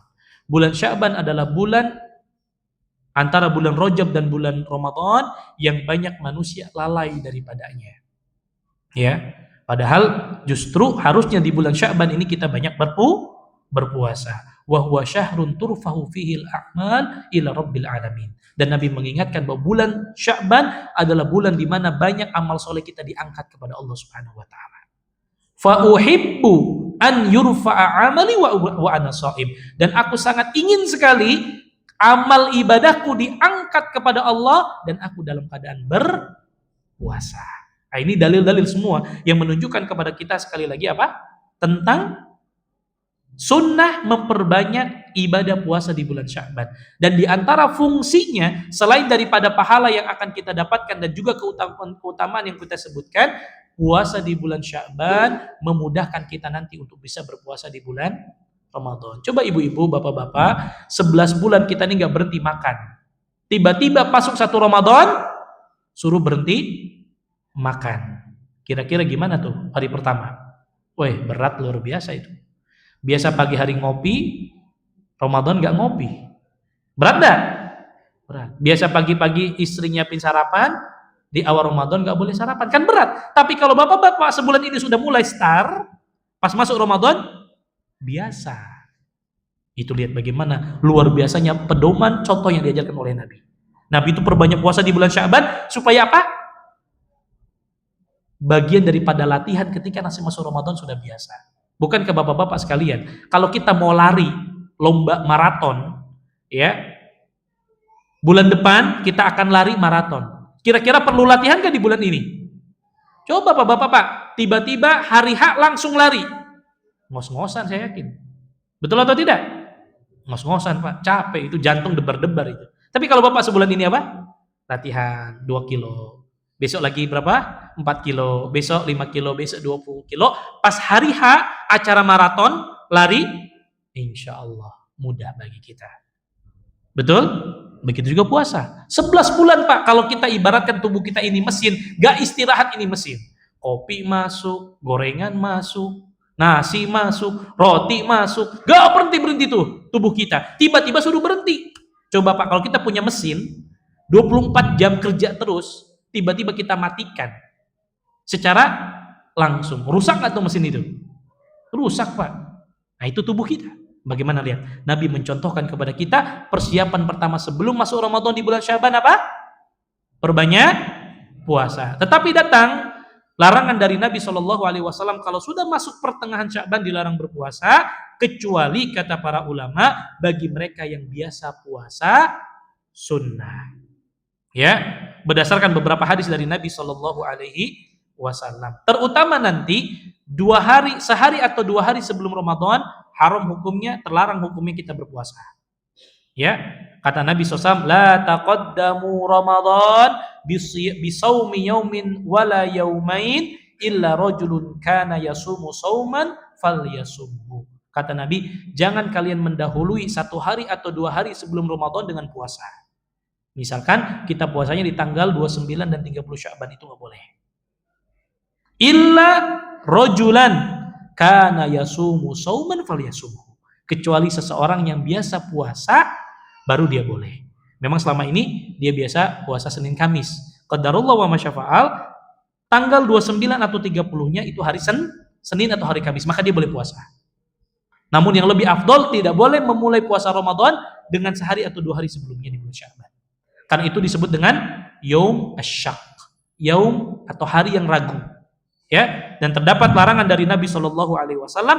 Kata Nabi, "Man shomal yaum alladhi yashukku fihi nas, faqad asa Abul Qasim." Siapa yang berpuasa pada hari yang diragukan oleh manusia, maksudnya tanggal 29 atau 30 Sya'ban, maka dia telah bermaksiat kepada Abul Qasim, yaitu Nabi Shallallahu Alaihi Wasallam. Jelas Bapak-bapak? Jadi yang kita perbanyak dari sekarang. Jadi kalau Bapak-bapak pengen niat dari sekarang nih Pak, masih ada 3 pekan lagi. Jadi kalaupun nanti lewat pertengahan Sya'ban masih boleh kita puasa. Karena memang kita biasa berpuasa. Minimal puasa sunnah, Senin dan Kamis. Atau bagi bapak-bapak yang biasa puasa Daud, silahkan. Sampai mungkin sekitar tanggal 26 Sya'ban atau 27 sudah stop. Ya, sudah stop. Karena ada larangan dari Nabi tidak memulai puasa sehari atau 2 hari sebelum datangnya bulan Ramadan. Jelas bapak-bapak? Ibu-ibu, alhamdulillah. Baik. Kemudian di antara amal ibadah berikutnya yang harus kita perbanyak adalah qiraatul Quran. Membaca Al-Quran di bulan Sya'ban. Jadi sekali lagi bapak-bapak, keliru kalau kita baru mulai baca Qurannya kapan? Pas awal Ramadan. Keliru. Berat itu Pak. Ya. Kenapa? Karena kadang di bulan Ramadan kita diperintahkan untuk memperbanyak baca. Karena nggak biasa baca di bulan baca Quran selain daripada bulan Ramadan, akhirnya apa? Sulit dia baca. Nah, makanya di bulan Sya'ban inilah bulan yang harus kita perbanyak membaca Quran. Kenapa? Karena bulan Ramadan adalah bulannya Al-Quran yang memang setiap kita diperintahkan untuk memperbanyak. Ya, makanya nanti ada pertanyaan, Ustaz, mana yang lebih baik? Perbanyak baca Qurannya, ya, atau menghayati isi kandungan Qurannya? Karena kan kita diperintahkan bukan sekedar baca, tapi juga diperintahkan apa? Mentadaburi Al-Quran. Maka para ulama mengatakan hukum asalnya kita diperintahkan membaca dan mentadaburi. Tapi khusus di bulan Ramadan memang fokus kita adalah apa? Baca. Maka kita lihat, pernah saya sampaikan di majelis ini, ya, Ramadan sebelumnya, persiapan Ramadan sebelumnya, bahwa dulu para salafun saleh ada yang menghatamkan Al-Quran 2 kali, ada yang menghatamkan 5 kali, ada yang menghatamkan 10 kali. Ya, pertanyaan kita, berapa kali hatamkan? Aduh Ustaz, 1 juz aja nggak beres-beres Ustaz. Ya, juz amma aja nggak beres-beres Ustaz. Ya, maka saya menasihatin diri saya pribadi, sekali lagi dari saya pribadi dan kita semua, niatkan tahun ini minimal sekali kita hatam. Siap bapak-bapak, ibu-ibu? Dan jangan sampai satu hal yang ingin saya sampaikan, jangan sampai kita nanti menghadap Allah seumur hidup kita belum pernah menghatamkan namanya sekalipun dari bacaan Al-Quran. Rugi Pak, rugi. Allah kasih kita umur 60 tahun, 70 tahun. Allah kasih kita 35 tahun, 40 tahun. Ternyata 1 kali pun gak pernah khatamkan Quran. Kalau ada. Tapi insya Allah saya yakin husnudzan semua yang hadir di sini insya Allah pernah menghatamkan Quran. Kalau ada, ini kalau Pak ya. Kalau ada di antara kita yang belum pernah menghatamkan Quran sekali saja seumur hidup, saya mengajak dengan hati yang tulus, bulan ini harus hatam 1 kali. Insya Allah. Kenapa saya mengatakan seperti ini? Mudah-mudahan saya dapat pahalanya. Mungkin bisa jadi Ramadan ini saya nggak hatam Pak. Tapi karena saya ngasih motivasi bapak-bapak hatam, alhamdulillah mudah-mudahan saya dapat pahala. Gitu kan ya? Jadi jangan sampai kita nanti menghadap Allah sekalipun kita nggak pernah hatamkan Allah. Nanti kita ditanya sama Allah, Fulan, Allah kasih engkau umur 60 tahun, sekalipun nggak pernah hatamkan Quran. Mau jawab apa kita Pak? Oh ya Allah, saya sibuk cari nafkah terus. Ya Allah, saya sibuk cari dunia terus. Ya Allah, saya sibuk ya masak terus. Semua akan ditanya di hadapan Allah Subhanahu wa taala. Maka sekali lagi, kalau ada di antara kita yang hadir saat ini atau yang mendengar kajian hari ini yang enggak pernah menghatamkan Al-Qur'an seumur hidupnya, Ramadan depan ini waktu terbaik kita untuk bisa menghatamkan. Ustaz, susah, enggak ada yang susah, Pak. Yang susah tadi karena ada maksiat yang kita lakukan, jadi malasnya luar biasa. Maka kita memohon kepada Allah, mudah-mudahan Ramadan ini ada di antara kita, atau kalau bisa semua yang hadir di antara kita minimal berapa kali? 1 kali menghatamkan Al-Quran. Bahkan kata para ulama, yuqalu syahrul Sya'ban syahrul Qurra. Dikatakan oleh para ulama dahulu, bulan Sya'ban itu bulan pembaca Al-Quran. Jadi dulu para salafun saleh mulai start baca Quran di bulan Sya'ban, bukan baru Ramadan baru baca. Sama kayak tadi. Ya, mau maratonnya bulan depan gak pernah latihan. Kalau kita pengen selesai hatam Al-Quran nanti di bulan Ramadan, latihannya dari sekarang. Ya, Waduh Ustaz, anak belum lancar baca Quran. Ayo, masih ada 3 pekan. Lancarkan baca Qurannya. Ustaz, anak belum bisa baca Quran. Ya nggak apa-apa, semampu kita. Kalaupun saya nggak bisa hatamkan, minimal di bulan Ramadan nanti saya punya target waktu lebih banyak dengan Al-Quran. Itu sudah minimal target paling minimalnya. Ya Kak, kita memohon kepada Allah, mudah-mudahan Allah Subhanahu wa taala membantu kita untuk mempermudah kita membaca Al-Quran nanti di bulan Ramadan. Nah, Bapak Ibu sekalian, ternyata di antara manfaat kenapa di bulan Sya'ban ini kita diperintahkan memperbanyak baca Al-Quran, supaya juga menjaga lisan kita di bulan Ramadan biar nggak ngomong kata-kata yang buruk. Kenapa? Karena ada larangan tersendiri dari Nabi. Kata Nabi, man lam yada qaula zur wal amalu bihi falaysa lillahi hajatun fi an yada'a ta'amahu wa syarabah. Kata Nabi, barang siapa yang nanti di bulan Ramadan gak bisa jaga mulutnya, kata-kata kotor, caci maki orang, gibahin orang, ya, maka Allah nanti tidak butuh kepada puasanya. Artinya puasanya gak diterima sama Allah. Maka cara buat jaga lisan, perbanyak baca Quran dari sekarang. Biar nih yang biasa gibahin orang berkurang, yang biasa ngomongin orang berkurang. Biar di Ramadan nanti fokusnya baca Quran.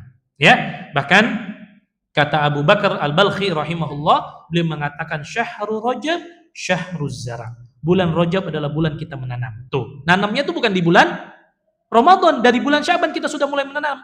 Wa syahrus Sya'ban syahrus suqyi zara. Bulan Sya'ban sekarang bulan waktunya kita nyiramin tanaman kita. Wa syahru Ramadan syahru hasadiz zara. Dan bulan Ramadan adalah bulan kita dapat hasil panennya. Jadi bukan baru Ramadan baru kita nanam. Dari bulan Rajab kita nanam, bulan Sya'ban kita siramin, bulan Ramadan kita panen. Masya Allah. Jadi ini kata-kata motivasi yang sangat luar biasa untuk kita memperbanyak ibadah di bulan Sya'ban. Kemudian yang keempat. Nah, yang keempat ini baru masuk pada isti'dad al-ilmi. Jadi isti'dad ar-ruhi, persiapan rohani, ada berapa jadinya? Ada 3 atau 4? Ada 4. Yang pertama, berbahagia dan menyampaikan kabar gembira dengan datangnya bulan Ramadan. Yang kedua, apa? Naam. Yang ketiga, memperbanyak istighfar. Yang keempat, ibadah. Itu berkaitan isti'dad ruhi. Sekarang masuk isti'dad al-ilmi, persiapan ilmu.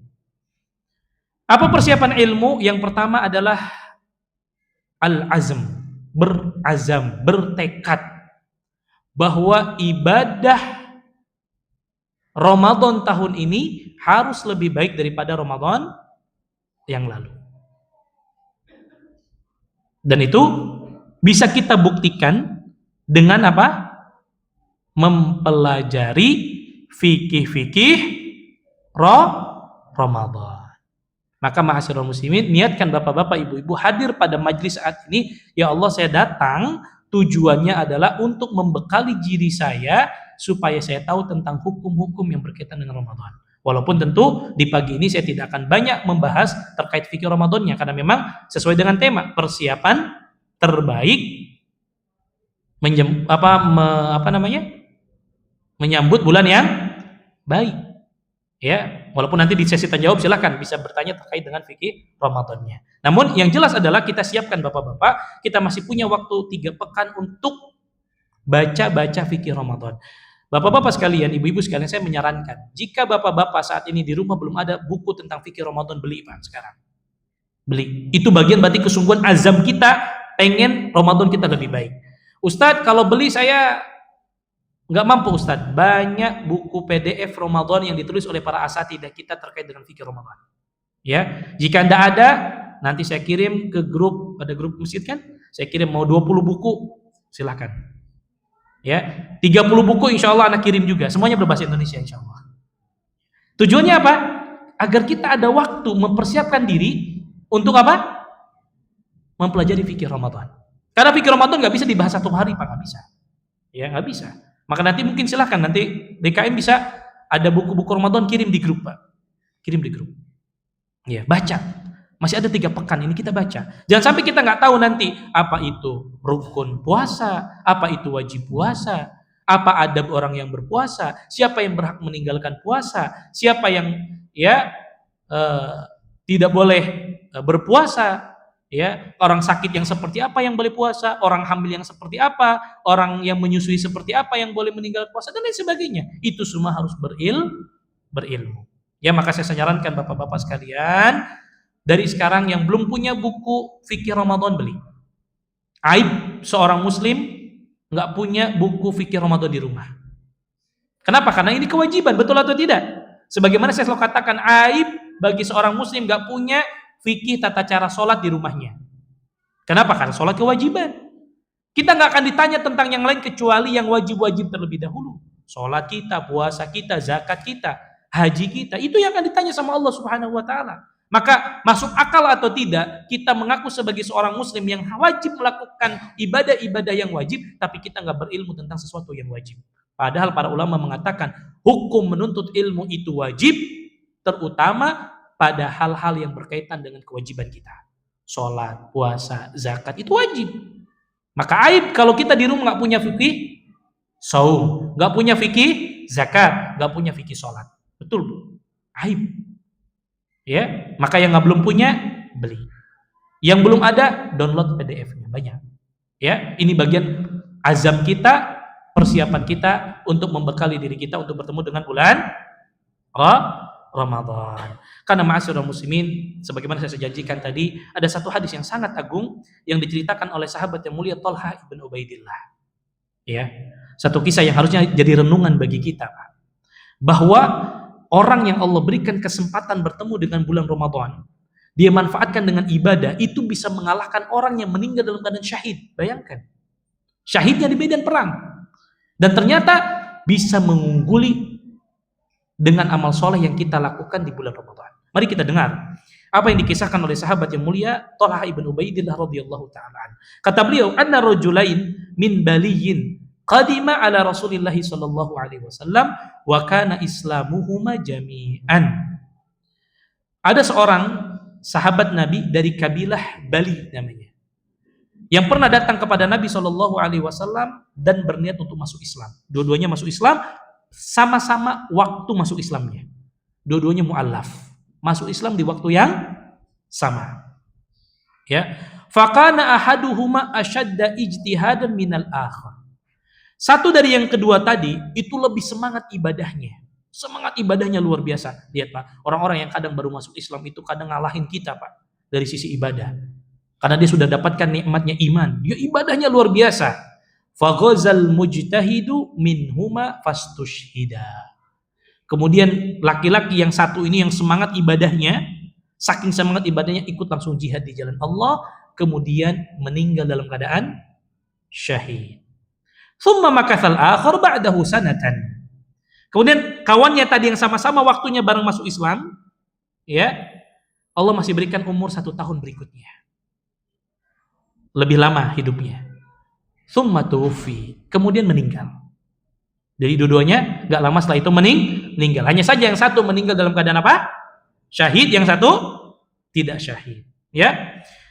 Kemudian diceritakanlah oleh Thalhah ibn Ubaidillah, fara'aitu fil manam. Hingga suatu malam aku bermimpi, kata Thalhah, dan dalam mimpiku aku sedang berada di pintu surga dan bertemu dengan 2 orang tadi yang mu'alaf baru masuk Islam.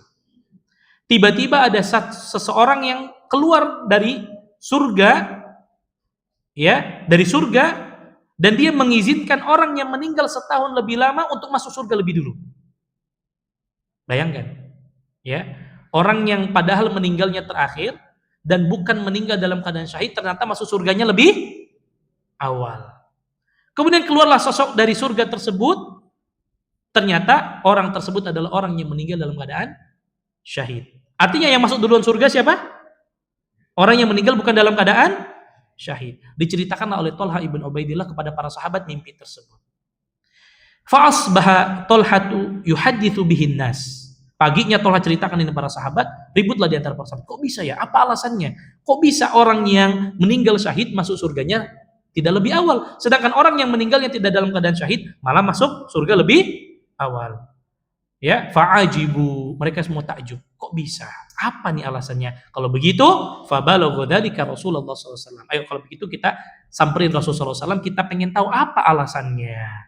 Ya, wa haddatsuhul hadits, diceritakan kepada Nabi sallallahu alaihi wasallam hadits. Apa jawaban Nabi sallallahu alaihi wasallam?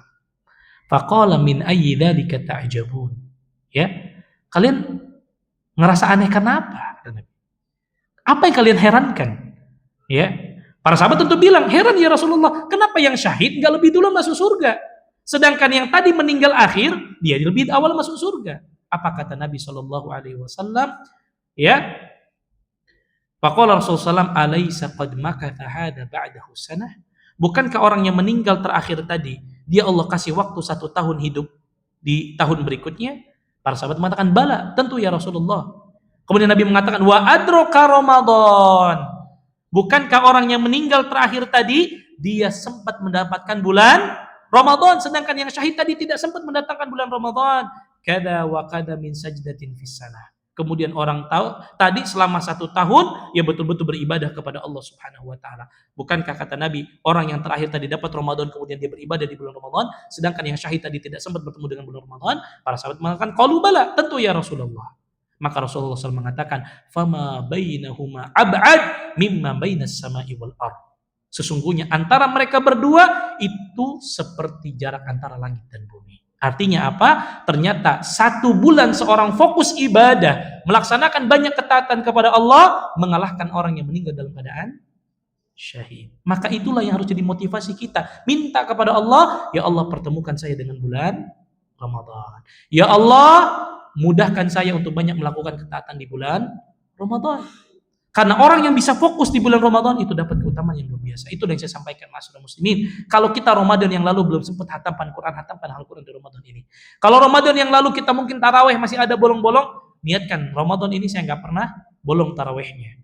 Kalau mungkin bulan yang lalu kita nggak pernah i'tikaf seumur hidup di masjid, tahun ini niatkan saya akan i'tikaf di masjid.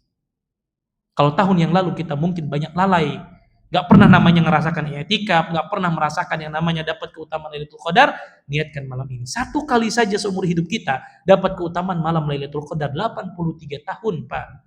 Seakan-akan kita beribadah kepada Allah Subhanahu wa taala. Ini satu kesempatan yang Allah pengen panggil kita. Ayo, siapa yang kemarin lalai 11 bulan, di bulan inilah kita semakin dekat kepada Allah Subhanahu wa taala. Kemudian di antara ya hal yang juga kita perhatikan di antara persiapan ya dalam mempersiapkan diri untuk menyambut bulan Ramadan adalah yang ketiga, al-isti'dad al-jismi, persiapan fisik. Ya, di antara persiapan fisik yang harus kita lakukan selain fisik kita betul-betul ya rohani kita tadi meninggalkan kemaksiatan, juga di antara persiapan fisik kita anggota tubuh kita berusaha untuk meninggalkan yang haram. Jaga mata kita, jaga tangan kita, jaga kaki kita, tidak melihat kepada yang haram, tidak menggenggam sesuatu yang haram, tidak melangkahkan kaki kita kepada yang haram. Karena sekali lagi, fisik kita juga akan mempengaruhi semangat atau tidaknya kita dalam beribadah kepada Allah. Selain daripada fisik yang nanti betul-betul fisik. Ya. Maka yang berikutnya adalah bagian daripada isti'dad al-jismi adalah ya kita persiapkan fisik kita dengan cara dari sekarang olahraga. Ya. Kenapa Bapak-bapak sekalian? Karena kalau kita nanti sakit di bulan Ramadan, kita nggak bisa maksimal ibadah, betul atau tidak? Ya. Kita mau baca Quran kita sakit, kita mau qiyamul lail kita nggak kuat, maka dari sekarang olahraga. Olahraga dari sekarang. Ya.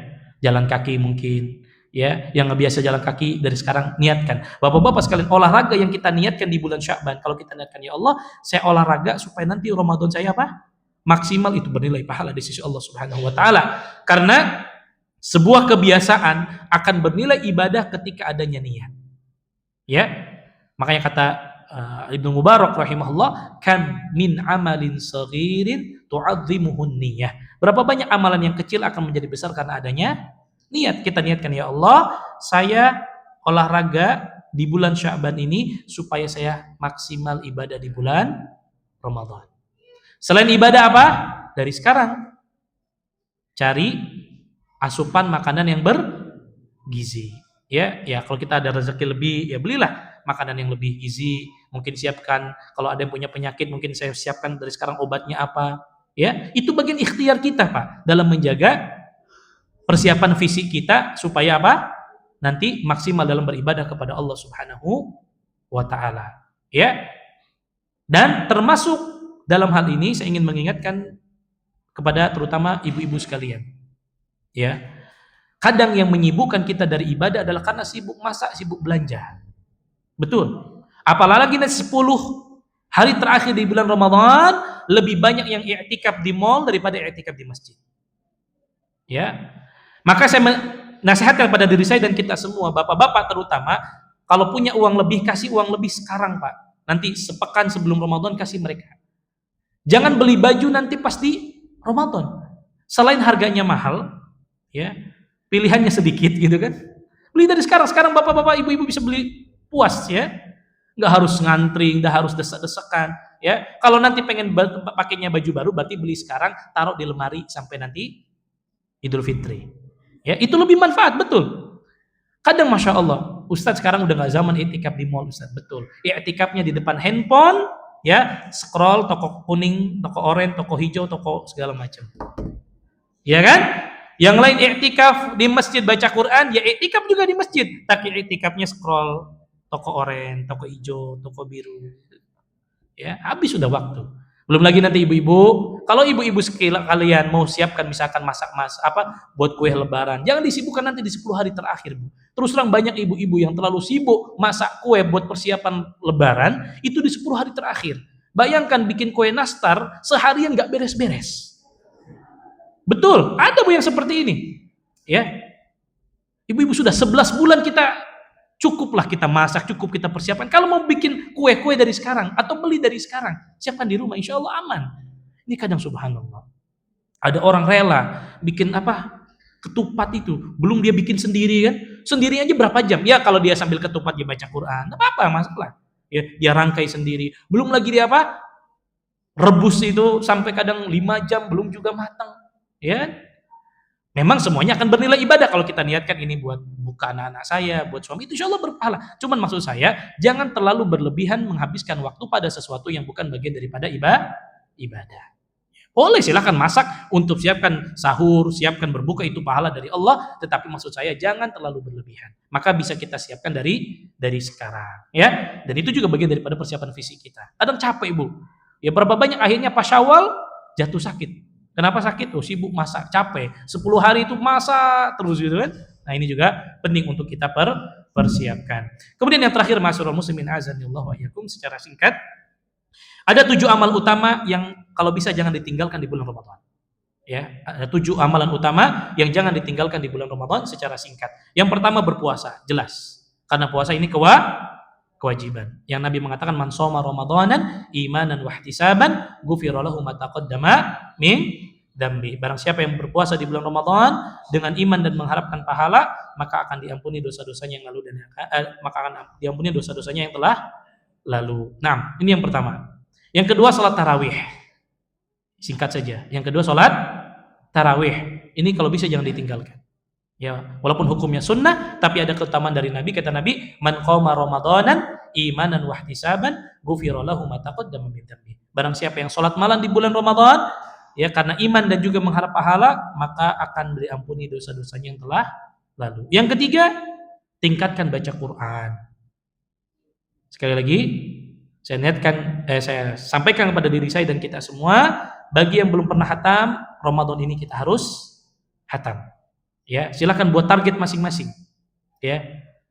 Jangan sampai sekali lagi Allah kasih umur kita sekian puluh tahun tidak pernah merasakan yang namanya hatam Quran. Minimal sekali, dan Ramadanlah waktu terbaik kita untuk menghatamkan Al-Quran. Kemudian yang keempat, meningkatkan sedekah. Karena Rasulullah SAW mencontohkan kepada kita sebagaimana diceritakan oleh Ibnu Abbas, karena Rasulullah SAW ajwadan nas wa kana ajwadu ma yakunu fi Ramadan. Sesungguhnya Nabi adalah orang yang paling dermawan, dan kedermawanan Nabi bertambah ketika di bulan Ramadan. Kemudian yang kelima, memperbanyak doa. Kenapa memperbanyak doa? Karena ketika seorang puasa, doanya mustajab. Terlebih tadi kita katakan innalillahi utaqa'a minan nari kulla yaumin wa lailah wa likulli muslim fi kulli yaumin wa lailah da'watun mustajabah. Allahu akbar. Kata Nabi SAW, sesungguhnya Allah Subhanahu wa taala di setiap malamnya di bulan Ramadan membebaskan seseorang dari siksa api neraka, dan setiap muslim setiap harinya dan setiap malamnya di bulan Ramadan da'watun mustajabah, doanya mustajab di sisi Allah Subhanahu wa taala. Terlebih doa yang paling mustajab adalah doa sebelum berbuka. Maka manfaatkan untuk apa? Doa. Yang keenam, di antara amal utama yang harus kita perbanyak di bulan Ramadan, i'tikaf. Ini juga nasihat dari saya kepada kita semua yang belum pernah merasakan i'tikaf. Walaupun cuma 1 jam di masjid. Karena sebagaimana pernah saya sampaikan tentang fikih i'tikaf di masjid ini, bahwa i'tikaf itu ya al-mukthu fil masjid walau sa'ah. Berdiamnya seseorang di dalam masjid walaupun hanya sesaat, niatkan. Yang nggak pernah i'tikaf, niatkan i'tikaf. Apalagi di 10 hari terakhir di bulan Ramadan, terutama di malam-malam ganjil. Niatkan kepada Allah, ya Allah, minimal seumur hidup saya sekali saya dapat malam Lailatul Qadar. Kemudian yang ketujuh, jika kita bisa diberikan kemampuan oleh Allah, umrah di bulan Ramadan. Karena Nabi mengatakan, fa inna umratan fi Ramadan taqdi hajatan ma'i. Karena sesungguhnya umrah di bulan Ramadan itu setara seperti haji bersamaku, kata Nabi SAW. Maka setidaknya itu ada 7 amal utama yang mudah-mudahan tidak kita tinggalkan di bulan Ramadan. Minimal dari 7 mungkin 5-nya. Kalau nggak bisa 5, 4-nya. Ya, dari ibadah yang betul-betul kita prioritaskan di bulan Ramadan. Wallahu ta'ala alam, bapak-bapak sekalian, ibu-ibu sekalian, rasanya itu yang dapat saya sampaikan pada kesempatan kali ini. Sekali lagi, ini baru persiapan. Ya mungkin nanti DKM bisa mengadakan kembali dengan asatidzah yang lain, lebih kepada khusus fikih Ramadannya. Ya ini bagian daripada rangkaian saja, dimulai dengan persiapannya. Ya, persiapannya baik persiapan rohani, persiapan ilmi, dan juga persiapan jasmani kita, dan mudah-mudahan ini bisa membantu kita untuk bisa lebih semangat dalam beribadah kepada Allah Subhanahu wa taala. Wallahu taala alam. Jika ada pertanyaan yang ingin tanyakan, dipersilahkan.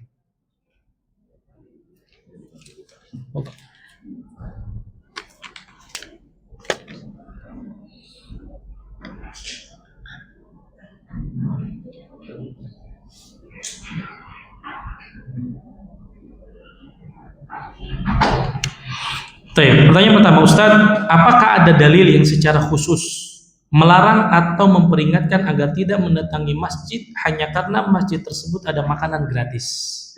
Ya. Maka wallahu taala alam, sependek pengetahuan saya tidak ada dalil secara khusus ya yang melarang atau memperingatkan agar kita tidak mendatangi masjid hanya karena ingin mendapatkan makanan gratis. Namun yang jelas adalah innamal a'malu binniyat. Ya, bahwa segala sesuatu tergantung niat. Maka kalaupun ada makan gratis, bukaan gratis di masjid dan itu menjadi penyemangat, maka itu tidak masalah. Tapi jangan dijadikan sebagai tujuan utama. Ya. Nah, memang biasanya sebagian DKM masjid itu ngadakan buka puasa bersama, ngadakan makan gratis itu salah satunya supaya orang ramai ke masjid, tidak masalah. Asal jangan dijadikan niat utama. Saya datang ke masjid emang pengen niat makan aja, udah cuma makan. Rugi kita kalau cuma makan aja. Ya nggak masalah. Ya, kebetulan di masjid Istiqomah ini makan gratisnya masya Allah. Tiap hari ya kambing guling terus gitu kan. Ya, ini saya datang terus ke masjid Istiqomah. Ya. Kenapa? Istiqomah ramai terus.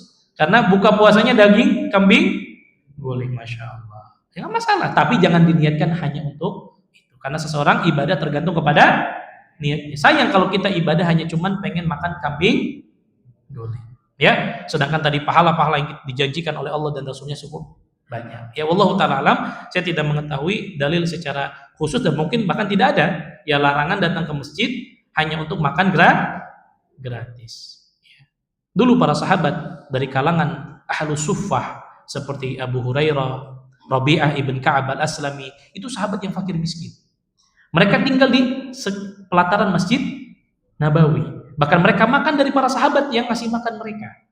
Ya, dan mereka datang. Bahkan sebagaimana ya pernah diceritakan secara singkat oleh Abu Hurairah radhiyallahu taalaan, pernah dia saking laparnya, sudah sangat lapar. Bayangkan Pak, para sahabat dahulu banyak di antara mereka yang tidak makan sehari, tidak makan 2 hari. Bahkan kita tahu di perang Ahzab, di perang Khandaq, 3 hari Nabi SAW nggak makan. Sampai Nabi ikatkan batu di perutnya. Sampai akhirnya datang sahabat yang kasihan, lihat Nabi 3 hari nggak makan. Sampai ketika Nabi diperintahkan untuk memukul ya, batu besar yang ketika mereka membuat parit, para sahabat sedih. Sampai mereka akhirnya pulang ke istrinya, nanya di rumah ada apa? Kata dia ada gandum sama ada 1 anak kambing, bukan 1 ekor kambing, 1 anak kambing. Maka tolong masakkan, nanti kita akan berikan kepada Nabi SAW. Ini menunjukkan kepada kita bahwa para sahabat dulu luar biasa. Sampai Abu Hurairah pernah 1 hari dia nggak makan.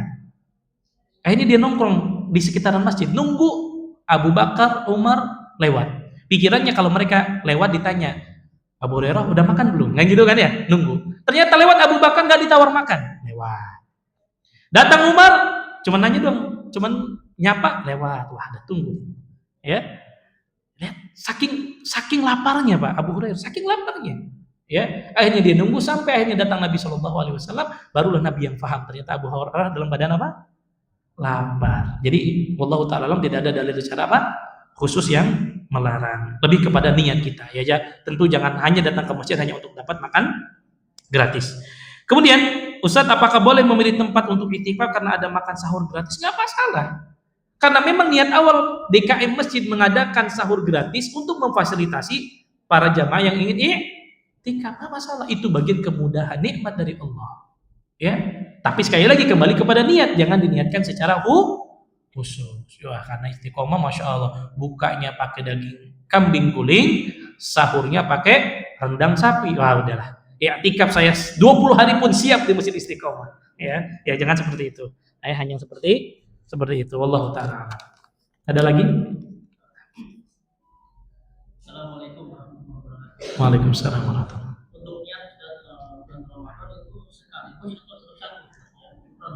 Baik, ini pertanyaan yang baik terkait dengan masalah niat.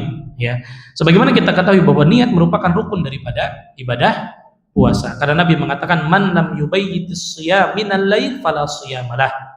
Dalam riwayat yang lain man lam yujmi'i ya as-shiyam minal laili fala shiyamalah. Barang siapa yang tidak menetapkan niat puasa pada malam harinya, maka tidak ada puasa bagi dirinya. Karena memang yang membedakan antara puasa sunnah dengan puasa wajib adalah pada niatnya. Puasa wajib harus niatnya pada malam hari. Adapun puasa sunnah boleh kapan saja. Berdasarkan hadis Aisyah radhiyallahu taala anha, pernah 1 hari Nabi SAW masuk ke rumah. Ya, datang ke rumahnya Aisyah, kemudian Nabi tanya, hal indaki syai'? Wahai Aisyah, ada nggak sesuatu yang bisa kita makan? Allahu Akbar. Lihat Pak, Nabi SAW ya, itu nanya dulu ke istrinya, ada nggak makanan yang bisa kita makan? Ini menunjukkan bahwa Nabi nggak punya banyak makanan di rumah. Bahkan mungkin pernah kita kisahkan di masjid ini dulu. Ya, pernah 1 hari ada wanita datang ke rumahnya Aisyah minta makanan. Ternyata di rumah Aisyah hanya ada air putih dan 1 butir kurma. Diberikan kepada seorang wanita tersebut, dipotong 3 dikasih kepada anak wanitanya. Nabi SAW pernah masuk ke rumah Aisyah, Nabi mengatakan hal indaki syai', maka Nabi mengatakan, kata Aisyah, yang tidak ada makanan yang bisa kita makan hari ini. Maka kata Nabi, idan fa anas shaim, kalau begitu aku puasa. Ini pada puasa sunnah. Ya, bapak-bapak pulang ya pulang dari kerja shift malam, datang ke rumah jam 9 pagi. Ya, pas ke rumah datang ke istri, ada makanan yang kita makan? Kata istrinya enggak ada. Ayah, kalau begitu saya puasa. Ya. Hari kedua besok begitu juga. Dia tanya, ada makanan yang bisa kita makan? Kata istrinya enggak ada. Hari ketiga, oh udahlah, kita ngapain aja di rumah, masak nggak gitu kan? Nah ini syahidnya adalah bahwa kalau puasa wajib itu harus apa? Dari malam. Kalau puasa sunnah boleh pagi hari atau siang harinya. Nah pertanyaannya adalah apakah meniatkannya harus setiap malam atau boleh digabungkan? Maka terjadi khilaf di antara para ulama tentang masalah niat ini. Sebagian para ulama berdasarkan hadis tadi, maka wajib niatnya setiap malam. Ini pendapat. Dan niat itu kata para ulama sekedar bapak-bapak misalkan nih, ya, pergi keluar beli nasi goreng malam ba'da sholat tarawih. Tujuannya beli nasi goreng untuk apa? sahur. Maka itu bagian daripada niat. Ya, ibu-ibu ya atau bapak-bapak bilang ke istri, ya nanti ayah nyalain alarm ya jam berapa? Jam 4 supaya kita bangun sahur. Itu sudah bagian daripada niat. Ya, itu sudah bagian daripada niat. Nah, sebagian ulama di antaranya dalam mazhab Syafi'i ya, itu membolehkan niat di awal Ramadan untuk 30 hari. Ya, untuk 30 hari. Misalkan di hari pertama saya niat, ya Allah saya niat puasa Ramadan untuk 30 hari ke depan. Sebagian para ulama membolehkan di antara mazhab Syafi'i, namun wallahu taala alam, dalam hal ini boleh kita meniatkan 30 hari secara langsung, tapi yang terbaik adalah setiap malam diperbaharui niat kita. Maka itu jauh lebih aman. Wallahu taala alam. Nah, ada lagi? Nah, mengenai malam Lailatul Qadar itu waktu sesaat dalam malam itu artinya sesaat pendek atau dia dari awal maghrib sampai subuh. Kalau misalnya dia dari awal maghrib sampai subuh, berarti apapun yang kita lakukan, berarti itu kan sama dengan kita beribadah amalan itu selama 1000 tahun. Jadi kemungkinan buat tiap muslim itu pasti dapat gitu. Baik. Ini pertanyaan yang sangat baik ya. Terkait Ustaz malam Lailatul Qadar. Ini memang pertanyaan yang sering kali ditanyakan tentang pemahaman tentang malam Lailatul Qadar. Apakah malam Lailatul Qadar itu adalah malam yang sesaat? Ya. Anggaplah misalkan Allah takdirkan malam Lailatul Qadar itu terjadi pada tanggal malam ke-29 misalkan. Apakah hanya waktunya sesaat di malam itu, misalkan untuk pendekatan saja, misalkan ternyata Allah berikan di jam 1 sampai jam 2 gitu kan. Artinya yang jam 3 ibadah nggak dapat kan gitu kan ya maksudnya. Atau memang dihitung daripada ghurubi syams sampai menjelang matahari terbit ya gitu kan ya. Maka memang terjadi khilaf juga di antara kalangan para ulama terkait dengan masalah penetapan malam Lailatul Qadar tersebut. Sebagian para ulama mengatakan karena Allah mengatakan ya Lailatul Qadri khairum min alfi syahr. Lailatul Qadar, malam Lailatul Qadar. Malam itu batasannya adalah dimulai setelah ghurubi syams, setelah matahari terbenam sampai sebelum matahari terbit. Maka dalam hal ini kata para ulama, maka selama satu malam itu, ketika Allah takdirkan malamnya ke malam 29, maka selama satu malam tadi. Ini pendapat dengan berdasarkan pendekatan definisi waktu malam. Gitu kan? Waktu malam. Maka kalau begitu semua orang bisa dapat ya enggak juga. Ada orang ya, dia ibadah kepada Allah Subhanahu wa taala, ya, misalkan malam Lailatul Qadarnya malam 29. Ya, ternyata dia tidur. Ba'da maghrib sampai menjelang subuh. Dia ibadah kan? Karena dikatakan seorang mendapatkan Lailatul Qadar ketika dia ibadah kepada Allah Subhanahu wa taala. Makanya ada syariat i'tikaf. I'tikaf itu sarana supaya orang ibadah. Kan begitu kan? Supaya orang ibadah. Ada orang mungkin di malam 29 enggak ibadah sama Allah sehingga enggak dapat. Apa kalau begitu semua orang bisa dapat? Ya enggak. Tadi ada yang tiduran, ada yang mungkin lalai, ada yang memang dari awal enggak ada niat pengen mendapat Lailatul Qadar, makanya seperti tidak dapat. Ya, ini pendapat pertama. Sebagian mengatakan bahwasanya tadi malam Lailatul Qadar itu dikatakan sesaat. Itu juga pendapat. Namun wallahu ta'ala, saya pribadi lebih condong kepada pendapat bahwa yang dimaksud Lailatul Qadar di situ ya satu malam. Ya satu malam. Ya, karena Allah mengatakan Lailatul Qadari khairum min alfi syahr. Karena malam itu tadi dimulai dari terbenamnya matahari sampai pada sebelum terbitnya fajar. Makanya nanti tanda orang yang mendapatkan Lailatul Qadar itu kan dilihat pada pagi harinya. Udara lebih segar, kemudian matahari tidak terik, kan begitu kan? Karena memang malamnya. Lalu bagaimana Ustaz? Ya, Lailatul Qadar itu adalah sebuah hal yang pasti akan ada, tapi kapan waktunya kita tidak tahu. Yang jelas Nabi memberikan kabar di malam-malam ganjil di 10 hari terakhir. Gitu kan? Ada bisa jadi orang mungkin ibadah sama Allah tapi mungkin niatnya tidak ikhlas karena Allah, mungkin ibadahnya ya karena ada faktor yang lain, bisa jadi dia ibadah tapi nggak dapat. Karena dapat atau tidaknya semua bagian daripada takdir Allah yang menentukan. Jadi kalau ditanya saya lebih condong malam Lailatul Qadar itu secara keseluruhan selama satu malam. Wallahu taala a'lam. Walaupun tadi ada pendapat mengatakan sebagiannya, tapi saya lebih condong kepada makna malam di situ semalam, betul-betul malam. Jelas? Barakallahu fikum. Cukup insyaallah? Sudah. Utang yang belum terbayarkan sampai datang Ramadan berikutnya itu tetap harus dibayar setelah Ramadan, dan apakah ada apa? Nah, terkait dengan mereka yang belum selesai menyelesaikan qadanya, kemudian datang kepada Ramadan berikutnya, maka para ulama mengatakan sebagaimana disebutkan itu bagian daripada dosa besar. Ya, dosa besar yang memang harus kita taubati. Maka yang harus kita lakukan adalah satu taubat kepada Allah Subhanahu wa taala. Taubat kepada Allah, ya, bahwa atas kelalaian kita minta ampun kepada Allah Subhanahu wa taala. Karena dosa besar ya harus dibarengi dengan taubat. Itu satu. Apakah dia harus tetap ganti? Iya, ganti. Tidak ada kafarah secara khusus, dia harus mengganti. Ya. Maka setelah Syawal berikutnya dia ganti yang sebelumnya. Karena itu masih hutang statusnya. Hutang sampai kapanpun harus dibayar, ya. Hutang harus dibayar. Ya, apalagi dia qadanya memang qada yang betul-betul dia harus mengqada, bukan karena misalkan qada yang sakit berkepanjangan yang itu boleh pada fidyah. Gitu kan? Beda hal kalau memang qadanya itu sebabnya itu karena dia sakit berkepanjangan dia harus bayar fidyah. Nah, itu beda hal. Rata-rata qada itu karena sesuatu yang tidak dianjurkan untuk membayar fidyah. Berarti di Syawal berikutnya masih berlaku bagi dia hutang-hutangnya. Harus dilunasi, tapi dibarengi dengan apa? Taubat kepada Allah Subhanahu wa taala. Jelas? Wallahu taala alam. Boleh. Terakhir insyaallah ya. Kita mengenai sahur kan lebih utama dilahirkan. Kurang lebih kan kalau nggak salah 50 bacaan ayat. Betul. Nah itu kira-kira kalau misalkan subuhnya 4:30 itu idealnya jam berapa sahur itu ya? Baik. Ini pertanyaan yang baik terkait dengan sahur ya. Karena Nabi mengatakan tasahharu fa inna fis sahuri barakah. Sahurlah kalian karena sesungguhnya terdapat keberkahan pada sahur. Dan memang waktu yang terbaik dan memang ini dicontohkan oleh Nabi Shallallahu alaihi wasallam, sahur terbaik itu mengakhirkan ya sekitar 50 ayat ya. Ya kalau sekiranya sahur itu 4:30 ya. Bacaan 50 ayat itu ya memang tergantung seseorang ya. Namun yang dijelas 50 ayat ini dibaca dengan tartil ya. Paling tidak itu 15 menit sebelum sahur.